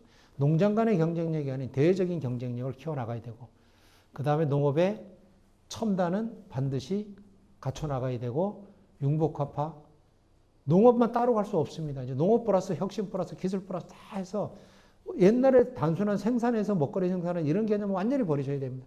이제는 생산해서 어떻게 이걸 가공을 하고 어떻게 해서 유통을 하고 어떻게 새로운 패러다임을 걸어갈 것인가를 농업을 하면서 늘 생각을 하셔야 되는 거예요. 농산물은 그리고 고부가가치를 이제로서 산업화를 만들어야 되는 거예요. 누누이 말씀드리지만 생산은 단순 먹거리가 아니라는 거죠. 이걸 했을 때 어떤 새로운 변화가 있을 것이다. 그래서 옛날의 농업이라는 것은 우리나라가 70년대, 80년대 우리나라가 농업이 어렵고 힘들었을 때는 농촌진흥청이라는 것은 새로운 기술이 개발이 되면은 농가의 전파를 할 때 아까 말씀드린 우리 농업기술원 통해서 시군 농업기술원 통해서 농가의 전파를 하는데 무조건 새로운 기술이 개발되면은 이 루트를 통해서 농가에 계속 접목을 시켰죠. 그러니까 일부 농가는 여기에 적응하는 농가, 적응 못하는 농가 하면서도 그러면서도 우리나라 농업기술 수준이 엄청나게 많이 올라왔잖아. 그죠? 예전에 손모를 할 때는 이 손모 아니면 농사를 지을 수 없다고 생각을 했어요. 지금은 이양기 없이는 모를 내는 기계 없이는 농사를 지을 수가 없는 세상이 됐잖아요. 그 처음에 그 이양기가 나왔을 때 농업인들 반응은 저거는 벼농사를 할 수 없는 기계여라고 하면서 진짜 거짓말 못해서 이양기가 100% 보급되기까지는 거의 한 10년이 걸렸다 그래요. 이만큼 현장에 이제 접목하는 게 쉽지 않은 건데 지금도 이제 기술이 개발되면 계속 이제 각 지역으로 시도를 계속 하고 있습니다. 그래서 시범 사업이랑 하면서 그 마을에 이런 농법이 나왔으니까 새롭게 한다.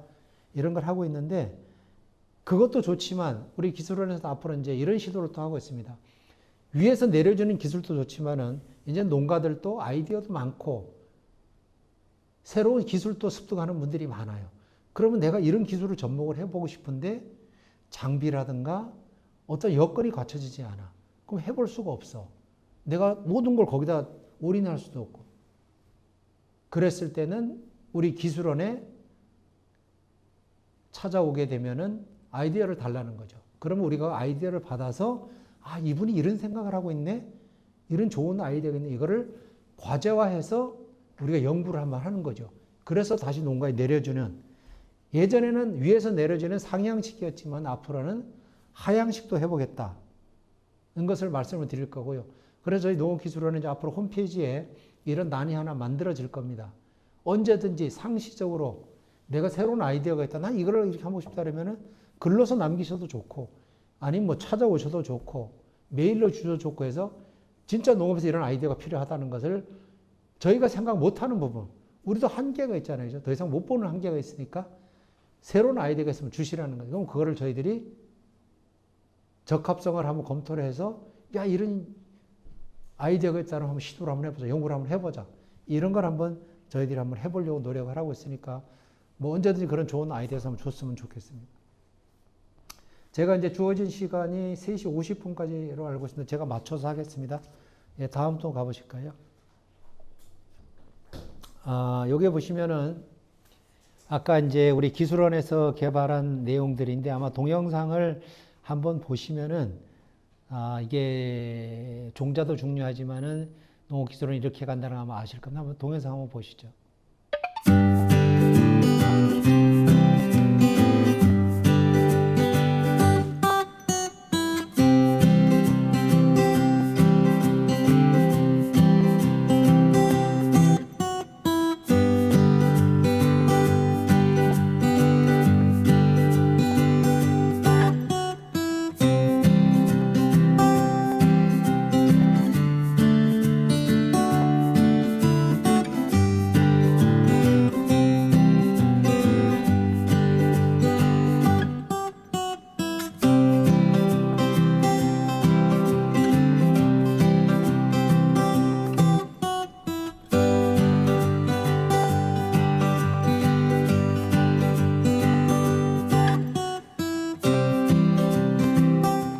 국내 와인 시장은 대부분 유럽이나 중남미에서 넘어온 수입 포도주들이 장악하고 있는데요. 강원도가 지역에서 생산된 포도를 원료로 하는 토종 와인 산업 육성에 나섰습니다. 이미 일부 시판되고 있는데 가능성이 있다는 전망입니다. 이종우 기자의 보도입니다. 과수연구 포장에서 포도나무에 열매가 알알이 맺혔습니다. 모두 강원도가 자체 개발해 육성한 포도 품종입니다. 지난 10여 년간의 연구 끝에 추위에 강하고 병해충에도 잘 견디는 블랙아이와 블랙선 등 10가지 신품종이 나온 겁니다. 특히 평지보다 산간 지역이 많은 강원도 환경에 적합하게 개발됐습니다. 추위에 강하고 열악한 환경에서 잘 자랄 수 있고 병해충에도 강한 품종입니다. 그래서 청양 등 한 10품종을 개발을 했는데 이 품종들이 우리 강원도의 지역 특화 작목으로서 자리매김할 수 있도록 노력을 해나갈 예정입니다. 이번에 개발된 포도 품종은 홍천을 중심으로 농가에서 재배되고 있는데 점차 확산될 것으로 보입니다. 강원도는 생식용보다는 와인 제조에 주력한다는 계획입니다.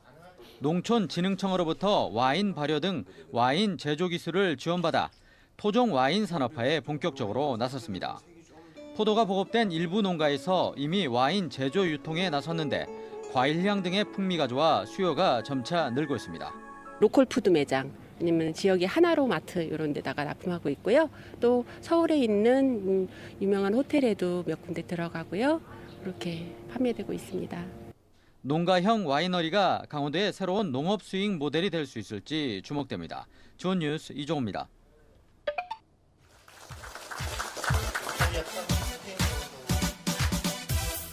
오늘 행사는 저희 강원도 농업기술원에서 육성한 청양분 등 세 품종에 관한 와인을 시음회를 가졌습니다.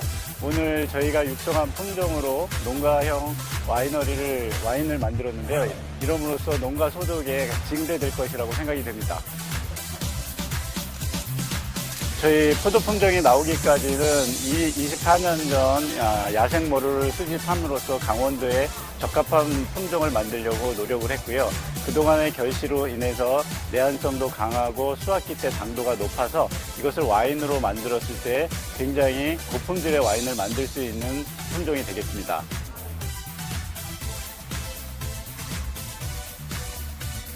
청양 품종은 머스크 향이 진하고 와인을 만들었을 때 상큼한 화이트 와인 종류가 되고요. 블랙아이 블랙선은 국내에서 레드 와인 품종이 없는 부족한 상황에서 앞으로 국내에 레드 와인 품종으로 각광을 받을 것으로 생각이 됩니다. 끈적이고 독특할 수 있는 신맛이 워낙 좋아서 굉장히 와인을 좋아합니다. 뿐만 아니라 향도 많이 맡아봤는데 일단 요거는 일단 색깔부터 굉장히 라이트한 느낌이 나왔어요. 색깔 보시면은 굉장히 투명한 많이 튀어져 있고요. 저희가 오늘 시음회를 한 청세포도인 청양포도로 만든 스파클링 와인이게 되겠습니다. 이 와인은 굉장히 상큼한 맛이 돋보이면서 향기가 좋은 와인이 되겠습니다. 저희 레드 와인인데요. 레드 와인에는 블랙아이 블랙선 품종이 있는데 블랙아이로 만든 로제 와인이 되겠습니다. 이 와인은 레드 와인으로요. 저희 블랙선으로 만든 레드 와인인데 그 빛깔과 그 맛에서 고추향이 나는 독특한 품종이 되겠습니다. 와인을 한 번 먹으면 표정 지어주세요. 네. 실제로 기분 좋습니다.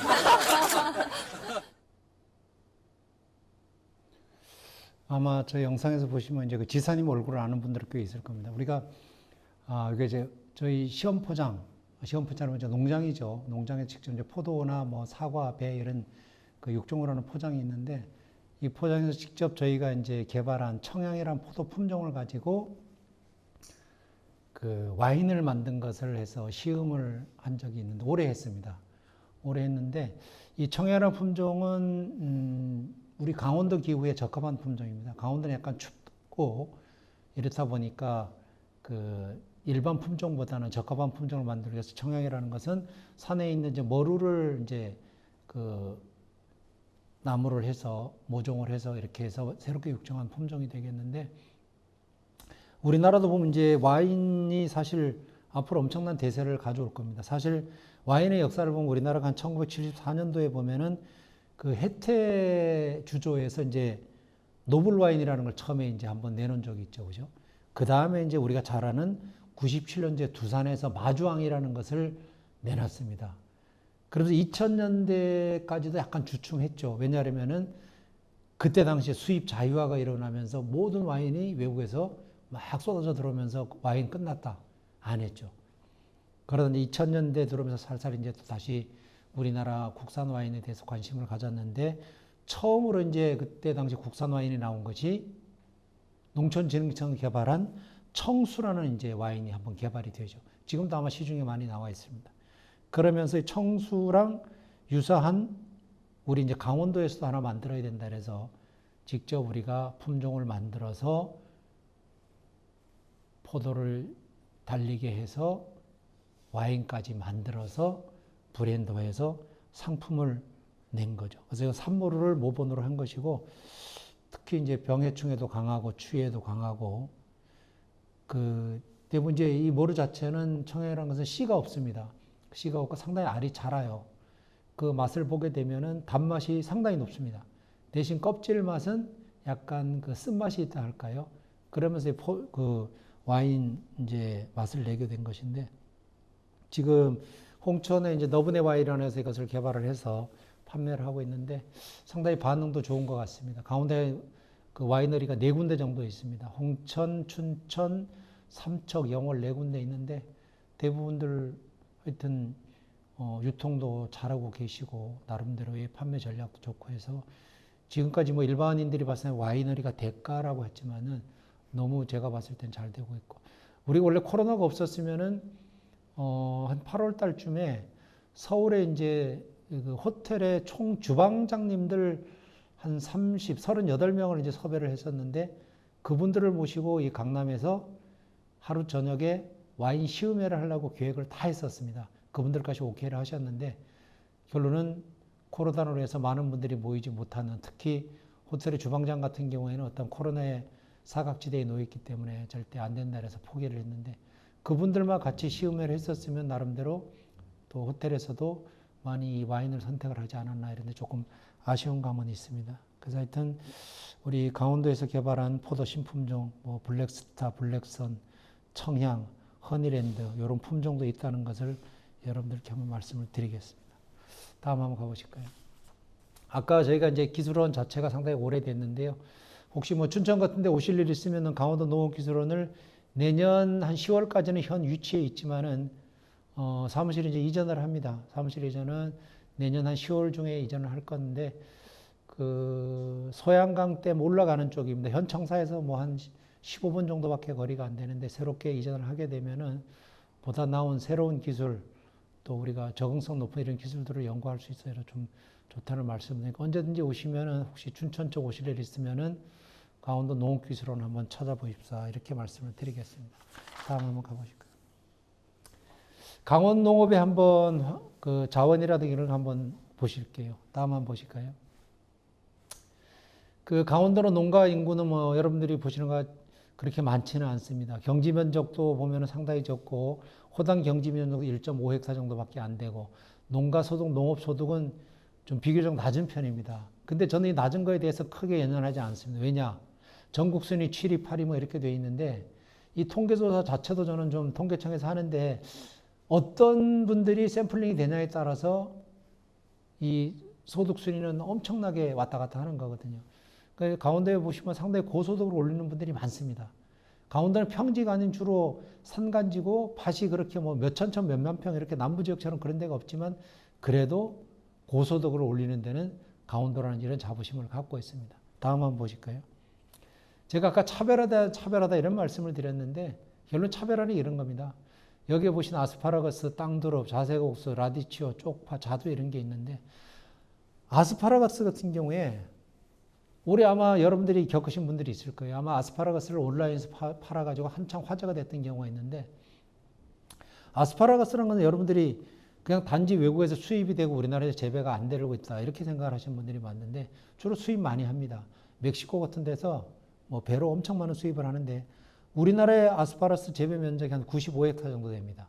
전국에 95헥타 되는데, 강원도에서 재배되는 게 68헥타, 70헥타 됩니다. 주로 강원도가 주산지입니다. 아스파라거스. 그게 바로 춘천, 화천, 양구에서 주로 재배가 되는데, 농가 수로는 한 200농가 됩니다. 그래서 보통 우리가 한 450톤 1년에 이렇게 생산하는데, 주로 어떻게 했냐면은 일본으로 수출을 많이 했었어요. 근데 올해 코로나가 딱 터지면서 일본에서 갑자기 수입을 안 받겠다라고 해서, 야, 그럼 큰일 났다. 어떻게 할 거지? 그래서 저희가 이제 온라인으로 판매를 하게 됐는데, 여태까지 소비자들이 이런 아스파라거스 처음 봤다, 강원도가 아스파라거스를 생산하는 줄 몰랐다 하는 반응들이 엄청나게 폭발적으로 일어난 거죠. 그래서 우리가 사실 아스파라거스 하면 중국 요리에 뭐 고급 요리에 좀 들어가고, 그 다음에 뭐 스테이크 먹을 때 몇 조각 들어가던 것이, 이번 계기로 해서 농가들이 너무 많은 아스파라거스 생산하고 판매하는 데서 힘을 받은 거죠. 그러면서 강원도가 아스파라거스를 생산하는 지역으로 이제 거듭나게 된 거죠. 아마 여러분들 아스파라거스에서 강원 아스파라 쳐보시면은 어떻게 해서 판매가 이루어졌고, 아스파라거스가 이렇게 좋다는 것을 아마 실감하시게 될 겁니다. 땅두릅 마찬가지입니다.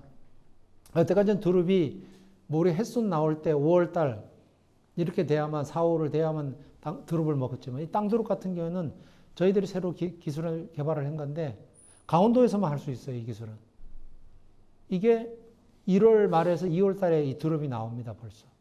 타 지역은 사실 기술적으로, 환경적으로 불가한데 강원도만은 가능합니다. 그 다음 자색 옥수수, 우리 강원도 기술원에서 개발한 품종입니다. 이것도 앞으로 농가에 이제 보급을 해야 되는데, 이것은 옥수수를 먹는 식용보다는 저 붉은색 자체가 안토시아닌 색소입니다. 주로 안토시아닌 색소는 뭐 여러분들이 좋다는 거 다 알잖아요. 그죠? 안토시아닌 자체는. 그럼 그걸 어디서 뽑았으냐? 주로 자색 고구마라든가 블루베리 뭐 이런 데서 뽑았었잖아요. 그죠? 너무 고가 비싸잖아. 옥수수에 뽑는 거예요, 이제. 저 옥수수는 옥수알 자체도 저렇게 붉은색이지만은 옥수수 대 자체도 붉은색이 납니다. 그럼 거기서 안토시아닌을 뽑게 되면은 엄청나게 저가로 뽑을 수 있잖아요. 요게 아직 식약처 인증을 아마 못 받아서 그런데 올해 아니면 내년까지는 받을 수 있을 겁니다. 식약처에서 옥수수 껍질 자체가 먹을 수 있는 걸로 인증만 받게 되면은 지금도 먹어도 아무 탈은 없어요. 하지만 식품으로 인정을 받아야 되기 때문에 거기서 뽑아낼 수 있는 거거든요. 이런 거라든가. 라디치오, 여러분들이 한번 시장 나가보시면은 라디치오 샐러리용으로 많이 이제 대부분 다 수입하고 이럽니다. 강원도에서 태백 같은 고랭지라든가 이런 데 얼마든지 재배가 되거든요. 쪽파, 예를 들어서 아래지역류 같은 데는 온도가 올라가면 쪽파가 안 되거든요. 강원도는 서늘한 기후에도 얼마든지 될 수 있거든요. 이런 쪽파 재배라든가. 자두, 뭐 김천 쪽에서만 되는 걸 알고 있지만 자두도 분명한 틈새 과일로서 강원도의 기후에 맞는 과일이 될 수가 있다는 거죠. 다음 가실까요? 그 다음에 강원도 농산물로 만든 테마빵이 많습니다. 여러분들이 아마 들어보시나 모르겠지만은 감자빵, 커피빵, 석탄빵, 메밀빵 아마 들어보시. 이게 최근에 다 뜨는 빵들입니다. 예전 같으면은 이런 테마적으로 뭐를 개발할 수가 없었죠. 강원도 감자만이 생산되고 말씀드렸죠. 그냥 주식으로만 감자를 썼어요. 근데 새로운 아이디어를 개발하잖아요. 감자빵. 춘천에 뭐 감자밭이라는 카페가 있습니다. 아마 여러분들이 쳐보시면 금방 아실 거예요. 여기서 주로 뭘 하냐. 카페지만 감자빵을 팝니다. 감자하고 똑같이 생긴 빵을 팔아요. 겉에는 감자고 속에는 감자가 으깨져 들어가 있어요. 이게 지금 심지어 현대백화점도 납품이 들어가잖아요. 그죠? 거기에 매장이 생겼어요. 청년농업인이에요. 이분들이 처음에 카페를 만들었을 때 소양댐 올라가는 쪽에 카페가 있는데 제가 가끔 만나서 물어봅니다. 처음에 카페를 2년 전에 오픈을 했는데 하루에 매출 10만 원도 못 찍었답니다. 지금 하루에 매출 100배 넘습니다. 제가 보기에. 직원만 해도 한 20여 명 돼요. 사람들이 감자빵을 쓰려고 쭉 서 있어요. 계산하려고. 현대백화점에서 오죽하면은 이거를 매장을 내줍니까? 감자빵 하나로 이렇게 창업을 해서 새롭게 알리죠. 커피빵, 강릉이 커피로 유명하잖아요. 그죠? 청년농업인이에요. 커피빵 만들어서 매출 올리는. 석탄빵. 우리가 예전에 고한, 사북, 정선 이쪽에 보면 주로 석탄 지역이잖아요. 그죠? 검정색. 온 마을이 까맸잖아요. 그죠? 지금은 이제 카지노가 들어가고 마을이 새롭게 변신하고 탈바꿈을 하지만은 그래도 고안하면은 이런 것들에 사람들이 석탄빵이라는 검정색 빵을 만들어가지고 그 안에 물론 뭐 다른 것도 많이 넣겠지만 이렇게 테마를 만들고 평창 가면 이효석의 메밀빵을 해보고 평창 메밀 유명 브레드 메밀이라는 상표를 가지고 상호를 가지고 메밀빵을 만들어서 새롭게 움직이는 이런 브랜드로 해서 테마로 해서 만들어 간다는 게 이게 아이디어거든요. 이분들은 자신들이 고민하고 생각해서 만들어낸 새로운 지역을 아니면 내가 생각해서 만든 그런 테마 식품이 되는 거죠. 다음 또 가겠습니다. 시간이 많지 않은데 우리가 이제 코로나19로 해서 이제 나물밥도 이제 간편식으로 해서 이렇게 좀 만들어내려고 합니다. 나물밥이라는 것은 뒤에 한번 넘겨가 보실까요? 이제 배달 도시락도 만들 건데 이게 나물밥이라는 것은 우리가 평창 동계올림픽 할 때 그 만든 음식이 되겠습니다. 하나의 나물로 만들어 가지고 밥을 만드는 것인데 이게 VIP께서 서울에서 강릉까지 평창까지 이제 기차로 KTX를 이동하시면서 그 길차 안에서 드셨던 도시락을 만들어내는 거거든요. 실제로 드셨던 도시락. 이게 이제 올해 코로나로 해서 많은 분들이 이제 그 도시락이라든가 간편식을 요구를 하다 보니까 우리도 그러면은 나물밥을 도시락 세트로 만들어서 곧 이제 아마 출시가 될 겁니다. 아마 이달 안에 거의 나오지 않나 이런데 이렇게 우리 강원도에서 노력을 하고 있고요. 그다음 다음 한번 가보실까요? 뭐 향토 음식하는 주산지 쿠킹 클래스도 강원도의 농산물 제철 농산물로 해갖고 신선 이미지도 부여를 하고 강원 청정 이미지로 해가지고 홍보도 많이 하고 있고 또 다음 가보실까요? 아까 말씀드렸죠. 제가 뭐 감자라든가 메밀 옥수수에서 대표 브랜드를 아까 제가 말씀드린 저기 브레드 메밀 평창 같은 경우도 있고요. 그 다음에 오른쪽 그림이 이제 그 평창이라든가 아니죠 춘천이라든가 강릉 쪽에서 주로 하는 감자빵 똑같이 생겼습니다. 여러분들이 한번 인터넷에 한번 쳐보시면 야 이런 아이디어가 어디서 나왔을까 이런 생각도 한번 해보실 수가 있을 겁니다. 또 다음 가보실까요? 농가 맛집 여러분들이 아실 겁니다. 이것은 정부에서 이제 그때 예산을 지원해서 전국에 한 200곳 정도를 농가 맛집이라 해서 그 지역에 나는 농산물로 그 지역에서 직접 만들어서 식당을 운영하는 농가 맛집인데 강원도에 한 24개소가 있는데 조금 뭐 운영에 탄력은 있지만은 전국에 200곳, 강원도에 한 24군데 정도가 이렇게 운영이 되는데 아마 뭐 이렇게 찾아보시면 전국 어디 가서 별로 식당을 마땅한 것이 없다 그러면 농가 맛집을 한번 가보시는 것도 여러분들 아, 이런 사업에서 이런 사업을 하는구나 라는 것을 한번 아실 수 있고요. 다음 한번 가보실까요? 그 다음에 우리가 가치의 이제 재발견이죠. 그죠? 가치의 재발견. 여기는 이제 춘천에 있는 젊은 청년 농업인인데 이분은 참 대단한 것이 제가 이제 시간이 없어서 간단하게 말씀드리면은 춘천 일부 외곽 지역에 자기 고향인데 마을 입구에 그냥 재활용할 수 있는 고물상 같은 게 있는데 너무 보기 싫더라는 거예요. 위에는 저수지가 있고 이 오른쪽 그림에 보시면은 저수지에 제가 올라가 있을 때 사진을 찍은 거예요. 저 밑에가 저수지거든요. 그 밑인데 너무 황폐한 땅이 있고 그냥 쓰레기만 모여 있으니까 이거를 그리고 집 한 채가 있었어요. 근데 그 집 한 채는 매번 식당을 운영하다가 장가 영업이 안 되니까 나가거나 해서 거의 방치된 상태인데 이분이 이 터를 얻어가지고 카페를 만들면서 여기를 정원으로 꾸민 거예요. 그러면서 거기서 일부 농사를 지어서 토마토 같은 거 직접 재배를 해서 빵도 만들고 심지어 이분이 또 히트친 게 고구마 빵을 만들었어요.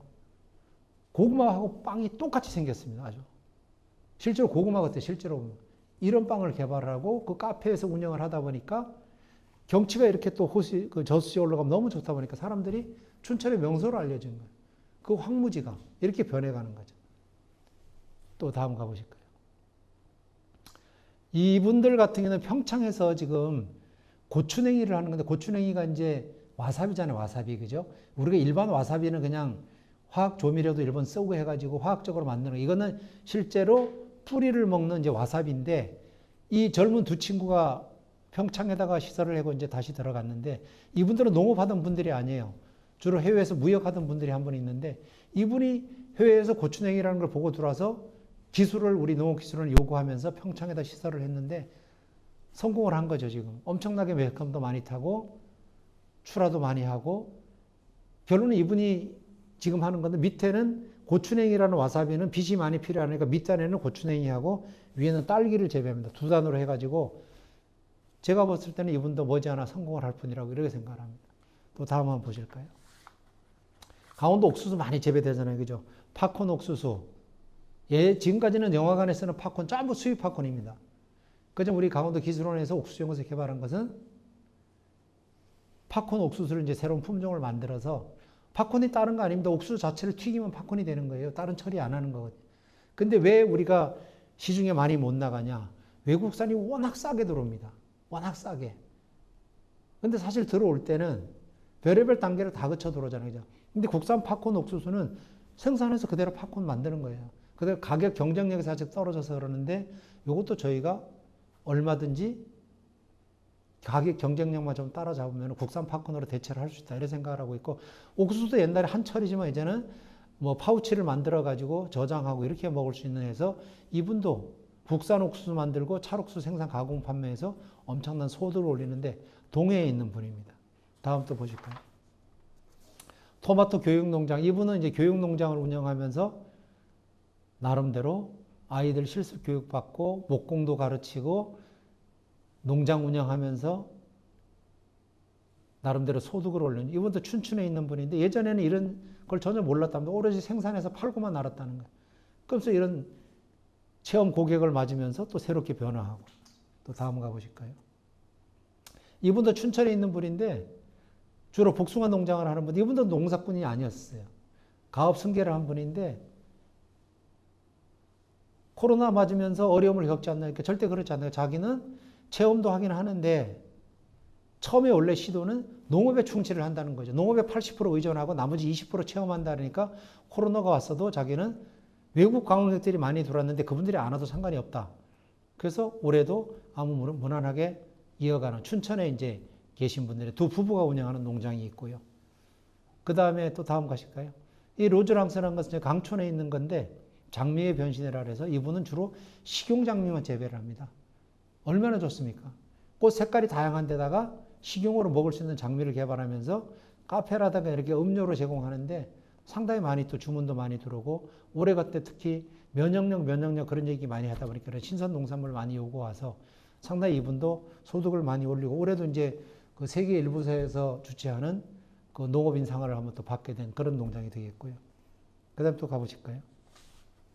요건 이제 에덴 양봉이라고 횡성에 있는 건데 이분은 이제 양봉을 해가지고 벌꿀에 뭐 일생을 하면서 아이들 교육시키면서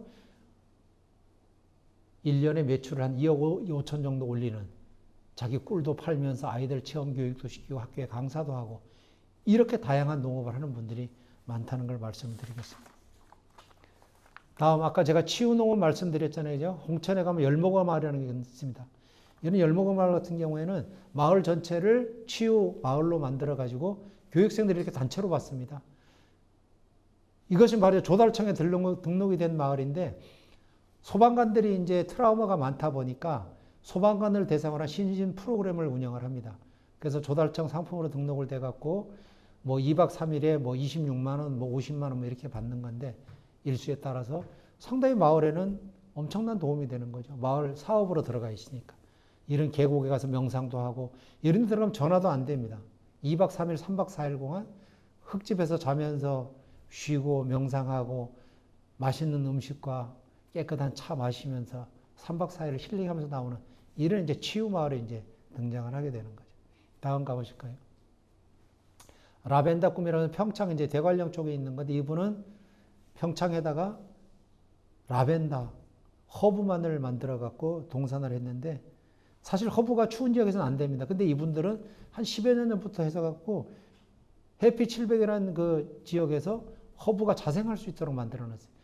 이제 코로나가 좀 끝나고 잠잠해지면 이런 데 농장에도 엄청난 많은 관광객들이 몰려들 것이다. 저는 그렇게 예상을 합니다.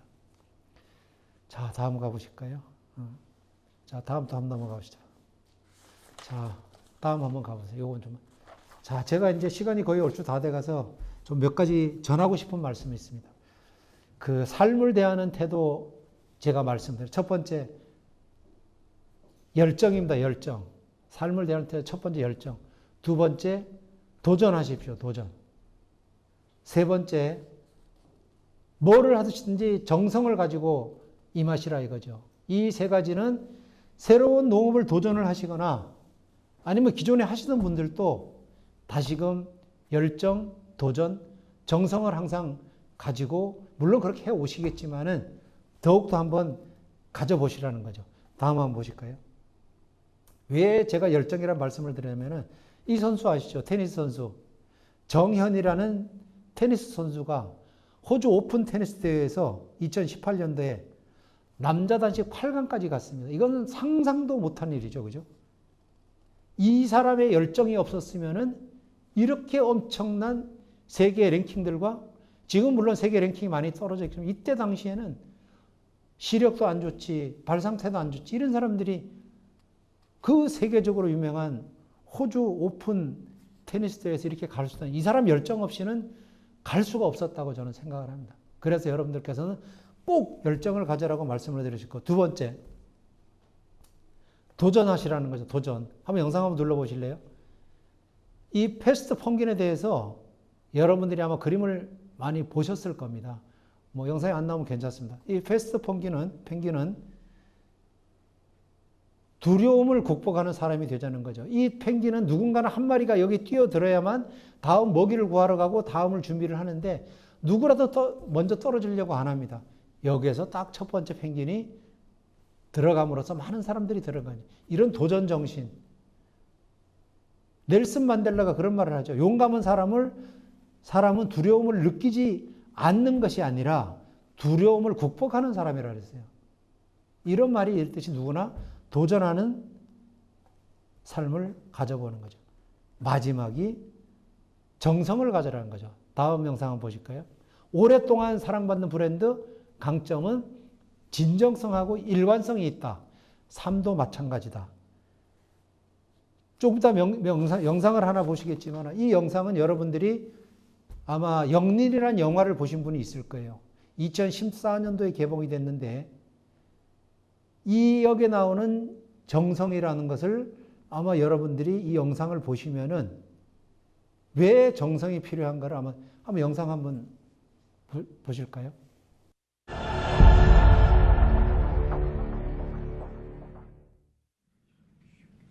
그대들이 그리 중히 여기는 옛 말씀을 그대들은 얼마나 듣고 또 듣고 깨우치고 또 깨우쳤는지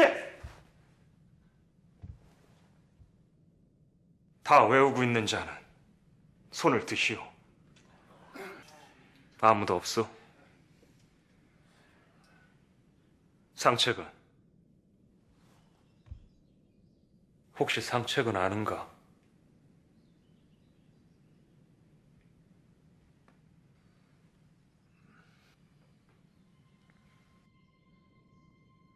작은 일도 무시하지 않고 최선을 다해야 한다.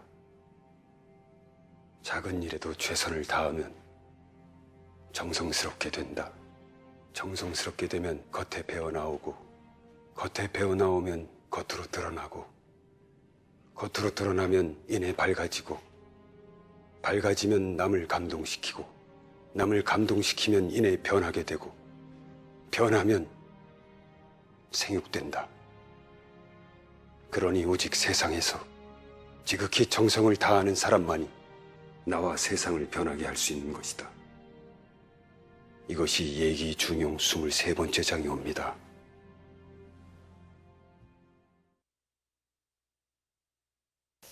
이 영상이 뭐냐면 이제 마지막 영상인데요. 정조대왕이 있었던 그 일에 대해서 정성에 나오는 중용 23장에 대해서 나오는 정성에 대한 이야기인데, 그 정조가 이제 그 상책을 한 사람 두게 되죠.